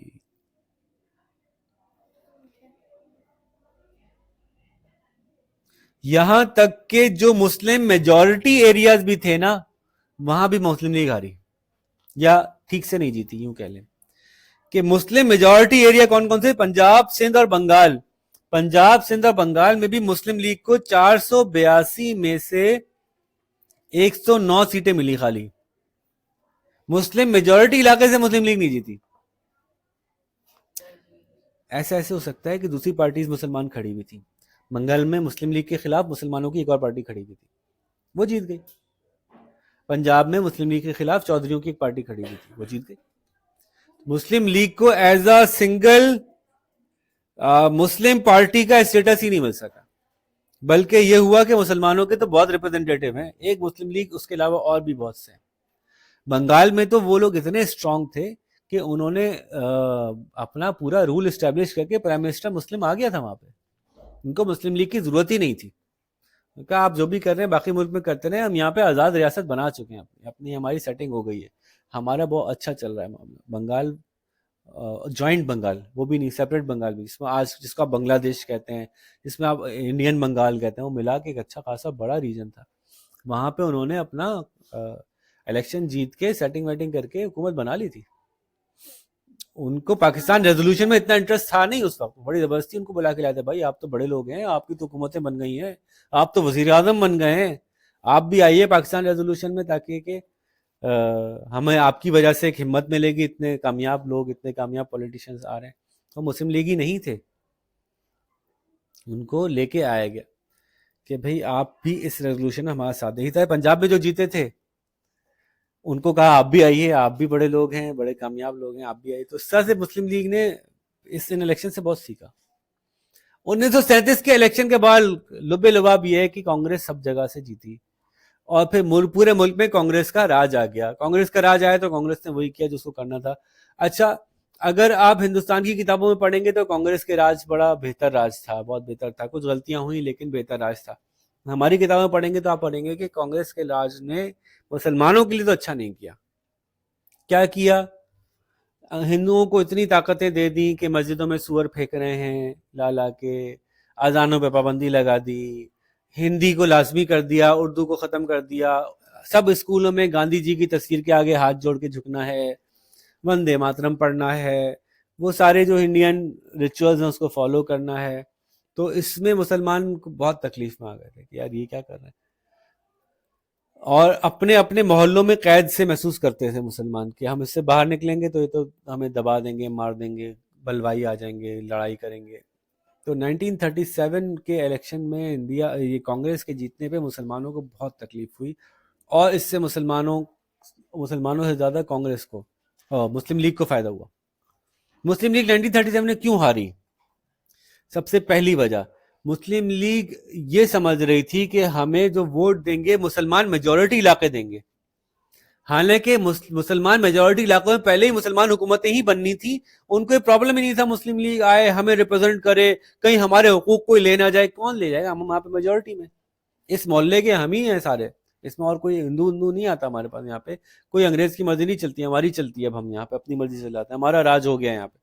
تو ان کو مسلم لیگ کی ضرورت نہیں محسوس ہوتی. مسلم لیگ کو اصل میں ضرورت تھی، مسلم لیگ کی اصل میں ضرورت تھی ان علاقوں میں جہاں ہندو میجورٹی میں تھے اور وہاں مسلمان جو تھے وہ کہتے ہمیں کون بچائے گا. وہ ڈھونڈ رہے تھے کوئی جماعت مل جائے ایسی جو ہمیں ریپرزینٹ کرے. مسلم لیگ نے ان الیکشن میں فوکس کیا ان علاقوں میں جہاں مسلم میجورٹی میں تھے، ان کو ضرورت نہیں تھی. جہاں مسلم مائنورٹی میں تھے ان وہاں فوکس نہیں کیا. نمبر 2، مسلم لیگ کے جتنے بھی لیڈرز تھے سب سوٹڈ بوٹڈ جینٹل مین تھے، انگریزی بولتے تھے، اور عوام کو ابھی تک یہ کلیئر نہیں تھا کہ یہ گورے انگریز اور کالے انگریز ہمیں کیا فرق پڑتا ہے. قائد اعظم بھی انگریزی بولتے تھے، سوٹ ووٹ پہنتے تھے، اپنی ہیٹ لگاتے تھے، سبھی سارے ٹائی سوٹ ووٹس میں گھومتے تھے. تو عوام ابھی تک ان کو مسلمان لیڈر نہیں محسوس کر پاتے تھے. کہتے ٹھیک ہے مسلم لیگ نام رکھ لیا انہوں نے، ہیں تو سارے فرنگی لیڈر کالے انگریز ہیں. تو کنیکٹ نہیں تھے عوام. تو اب یہ ساری باتیں ڈسکس ہوئی 1937 کے بعد کہ ہم سے کیا غلطیاں ہوئیں، کیا کمی بیشی رہی، اور یہ بھی ڈسکشن ہوئی کہ اب ہم کیا کریں. تو جب کانگریس نے دباؤ ڈالا نا عوام کے اوپر اتنا سخت مسلم عوام پہ، یہ ہمارے مسلم لیگ کے فائدے میں ہو گیا کہ اب وہ دیکھا نہیں دیا نا ہمیں ووٹ، دیکھو کیا ہو رہا ہے تم لوگوں کے ساتھ. تو یہ والا سینٹیمنٹ جو ہے مسلم لیگ کو جگانے کا موقع ملا. نمبر 1. نمبر 2، سب نے کپڑے بدلے اپنے، ٹھیک ہے، سب نے جو ہے وہ پینٹ کوٹ کے بجائے شیروانی میں آ گئے، والی ٹوپی کے بجائے والی ٹوپی ہو گئی، ٹھیک ہے، ہیٹ کے بجائے کیپ ہو گئی. تو جو گیٹ اپ کا چینج تھا وہ ضروری تھا، وہ کر لیا. قائد اعظم نے مجمع میں کھڑے ہو کے نماز پڑھی تاکہ لوگوں کو پتہ چلے بھائی میں. قائد اعظم پہلے پارسی تھے نا، تو پارسی مسلمان نہیں ہوتے. تو قائد اعظم نے جو ہے وہ اسلام قبول کیا، کیونکہ مسلمانوں کی ریپرزنٹیشن کر رہے ہیں، مسلمانوں کا لیڈر ہے، مسلمان ہی نہیں ہے، تو پرابلم تھا. نہیں ہے اللہ نہ کرے ہم کسی کے بارے میں کہہ سکیں کہ کوئی دل سے ہوا یا نہیں ہوا. جس نے اسلام قبول کر لیا اس کا معاملہ اللہ کے حوالے. بھائی ہم یہ نہیں کہہ سکتے کوئی دل سے ہوا یا نہیں ہوا. کسی کے بارے میں ہم کبھی یہ نہیں کہہ سکیں گے کہ یہ دل سے تھا یا دل سے نہیں تھا. لیکن جب وہ مسلمان ہو گیا تو مسلمان ہو گیا. لیکن میں تو حالات کو سیکوینشلی بتا رہا ہوں، یہ ہوا پھر یہ ہوا پھر یہ ہوا پھر یہ ہوا. تو قائد اعظم جو ہیں انہوں نے مطلب میں اگر قائد اعظم کی سائڈ سے سوچوں تو وہ ایک نان ریلیجیس آدمی تھے. وہ نہ پارسی تھے، نہ انگریز تھے، نہ مسلمان تھے. مطلب وہ اصولی آدمی تھے، کمیونسٹ بھی نہیں تھے، وہ اصولی آدمی تھے. انہوں نے اسلام کا مطالعہ کیا تھا، ان کو ہولی پروفٹ صلی اللہ علیہ وسلم کی باتیں اچھی لگتی تھی، اچھی باتیں کی، قرآن کے اصول ان کو بہت پسند آتے تھے، اور وہ انڈین کمیونٹی کو ریپرزینٹ کرتے تھے. اور انڈین کمیونٹی میں جس کے ساتھ ظلم ہوتا تھا اس کے ساتھ چلے جاتے تھے. تو اس لیے مسلمانوں کو کے ساتھ ان کے جذبات زیادہ تھے. جب وہ اتنے عرصے مسلمان لیڈرز کے ساتھ رہے، مسلمانوں کے ساتھ رہے، اسلام کو دیکھا، ان کو اور انڈرسٹینڈنگ ہوئی، ان کو اور اچھا لگا. انہوں نے کہا کہ صرف اچھا لگنا کافی نہیں ہے، حالانکہ ان کے سارے اصول اسلامی ہی تھے. اگر آپ دیکھیں نا ان کی لائف کو تو وہ اسلامی اصولوں کے مطابق انصاف کے فیصلے جو کرتے تھے. تو ان کو یہ سمجھ میں آیا کہ مجھے ایکسپلسٹلی اظہار بھی کرنا چاہیے کہ میں مسلمان ہو گیا ہوں، تاکہ کہ لوگ یہ نہ سمجھیں کہ یہ مسلمانوں کا لیڈر ہے لیکن مسلمان نہیں ہے. تو پھر انہوں نے اس کو اظہار بھی کیا اور نماز بھی پڑھی، لوگوں کو بتایا بھائی میں مسلمان ہوں، مسلمان لیڈر ہوں، تو تاکہ غلط فہمیاں بھی دور ہو جائیں لوگوں کی. ورنہ ایک نا بندہ اسلام لے آئے تو چھپ کے لے آئے، اکیلا لے آئے، سب کو بتانے کی کیا ضرورت ہے. لیکن بتایا بھی انہوں نے تاکہ لوگوں کی کنفیوژن دور ہو جائے کہ ان کو کوئی غیر مسلم لیڈر لیڈ کر رہا ہے. تو یہ کنفیوژن دور کرنی تھی. اسی طرح سے قائد اعظم نے اپنے اکثر خطبات میں اس کے بعد سے اسلام کا کچھ نہ کچھ الفاظ کہنے شروع کر دیے. آپ صلی اللہ علیہ وسلم کی احادیث کوٹ کرنا شروع کر دی، قرآن کی آیات بتانی شروع کر دی اپنے خطبوں میں، تاکہ لوگ یہ محسوس کریں کہ میں کوئی اپنی طرف سے بات نہیں کر رہا ہوں، یہ جو ہم اصول بنا رہے ہیں ریاست کے جو اصول بنائے نا قائد اعظم نے، اس میں بہت ساری جگہوں پہ انصاف کا عنصر جو رکھا، انصاف، اقلیتوں کے ساتھ جو سلوک ہم نے کرنا ہے، اس ساری چیزوں کے جو اصول لیے وہ حدیثوں سے انہوں نے کیا، انفر کیا. تو اس کو ان کی بہت سے بیانات میں پھر آپ کو ملیں گی کہ جس میں انہوں نے حدیث بھی بیان کی، انہوں نے قرآن کی آیت بھی کوٹ کی. ٹھیک ہے، بات سمجھ آتی ہے. تو ان لوگوں کا گیٹ اپ سب کا چینج ہوا، سب نے. اب اردو تو قائد اعظم کو آتی ہی نہیں تھی، بولتے ہی انگلش سے. تو پاکستان بننے کے بعد ٹوٹی پھوٹی اردو میں بات کرتے تھے. آپ ابھی مذاق اڑاتے ہیں، ہمارے ایک لیڈر صاحب ہیں بلاول بھٹو زرداری، آپ قائد اعظم کی کوئی تقریر سن لیں، آپ کو لگے گا بلاول بات کر رہا ہے، کیونکہ ان کو اردو آتی نہیں تھی نا. تو وہی اسٹائل ہوتا ہے اردو، جس کو نہیں آتی وہ زبردست جب بولتا ہے تو. جی آپ قائد اعظم کو سن لیں نا، وہ ویسے ہی بولتے تھے.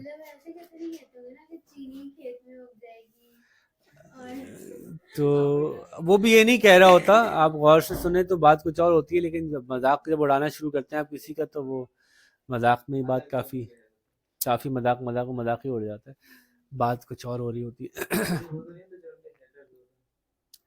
ہوتے ہوں گے ہیٹرز. تو خیر ہم واپس آتے ہیں. 1937 کی گورنمنٹ نے، انڈیا کی گورنمنٹ نے بہت سخت قسم کا معاملہ رکھا. وندے ماترم پڑھواتے تھے. یہ انڈین ترانہ ہے، مسلم اسکولز میں بھی پڑھایا جاتا تھا، جس کو کہ مسلمان پسند نہیں کرتے تھے. وردہ اسکیم تھی گاندھی جی کی، جس میں وہ بچوں کو سلائی سکھاتے تھے، وہاں بھی گاندھی جی کی تصویر کے سامنے جھکنا ہوتا تھا. کانگریس نے ظلم و ستم وہ کیا. نماز کے ٹائم پہ وہ بینڈ باجے بجاتے ہوئے مسجد کے سامنے کھڑے ہو جاتے تھے، بہت ساری ایسی حرکتیں کرتے تھے. تو جس کی وجہ سے کچھ اتفاق ایسا ہوا کہ کانگریس کی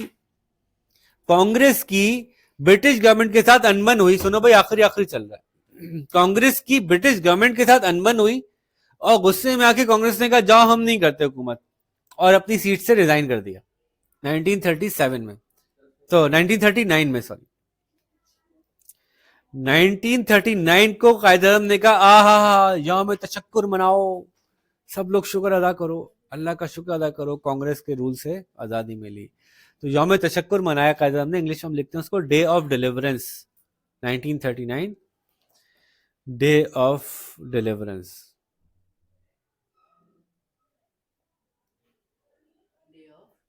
ڈیلیورنس DELIVERANCE. وہ ایکچولی یہ تھا کہ برٹش گورنمنٹ نے اعلان کیا تھا 1939 میں کہ ہم جرمنی سے لڑائی کرنے جا رہے ہیں، تو اور انڈیا بھی جرمنی سے جنگ کرے گا. تو اس پہ کانگریس نے کہا کہ آپ کون ہوتے ہیں ہماری طرف سے جنگ کا اعلان کرنے والے، ہم سے پوچھ تو لیتے، ہم چھوڑ رہے ہیں گورنمنٹ. تو انہوں نے جذبات میں آ کے اپنے آپ کو بڑا سمجھتے ہوئے حکومت تو چھوڑ دی. لیکن مسلم لیگ کو اس سے بڑا فائدہ ہوا کہ اب جب اگلے الیکشن ہوں گے تو یہ تو تیار تھے، مسلمانوں کو انہوں نے ریڈی کر لیا تھا. تیسرا کام انہوں نے ایک اور کیا تھا مسلم لیگ نے، کہ اب ہر جگہ ایک جلسے میں خود پہنچنے کے بجائے لوکل لوگوں کو اٹھایا تھا جو کہ مذہبی نعرہ لگا رہے تھے. نعرہ کیا تھا؟ پاکستان کا مطلب کیا؟ لا الہ الا اللہ. اس سے پہلے مسلم لیگ کو ووٹ نہیں پڑے تھے.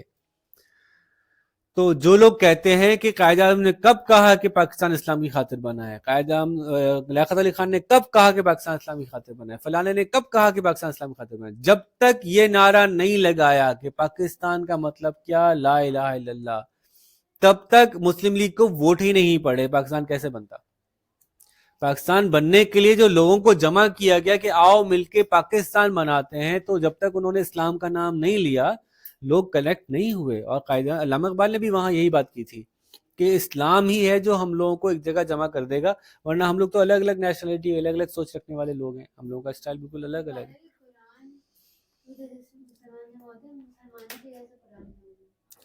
تو 1939 میں ڈے آف ڈیلیورنس منایا گیا.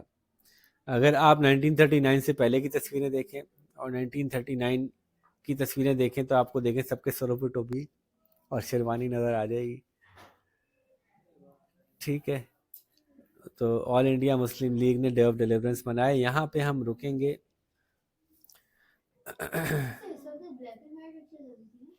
دوسری جنگ عظیم شروع ہونے والی ہے. برٹن کو یہ لگ رہا تھا کہ کچھ عرصے ہم اور کھینچ جائیں گے. پہلی جنگ عظیم 1918 میں ہوئی تھی نا، برٹن کو لگ رہا تھا ہم کھینچ جائیں گے. 1914 میں ہوئی تھی. ان کو لگ رہا تھا جنگ عظیم کے بعد تھوڑا بہت کھینچ جائیں گے، لیکن دوسری جنگ عظیم کے بعد تو ان کے پاس اتنے برے حال ہو گئے تھے، لندن میں میزائل برسا دیے تھے جرمنی نے، تو لندن میں بالکل تباہ برباد ہو گیا تھا، بہت برے حال ہو گئے تھے. تو ان کو یہ تو بس اب صرف ایسے ہی بیٹھے ہوئے تھے. تو بہرحال جنگ شروع ہو گئی، اور پھر مسلمانوں اور ہندوؤں نے کس طرح سے اسٹرگل شروع کی. پاکستان کو ریزولوشن کیا تھی 1939 کے بعد سے یہ سب شروع ہو گیا تھا. تو ڈے آف ڈیلیورنس پہ ہم یہاں پہ روک رہے ہیں.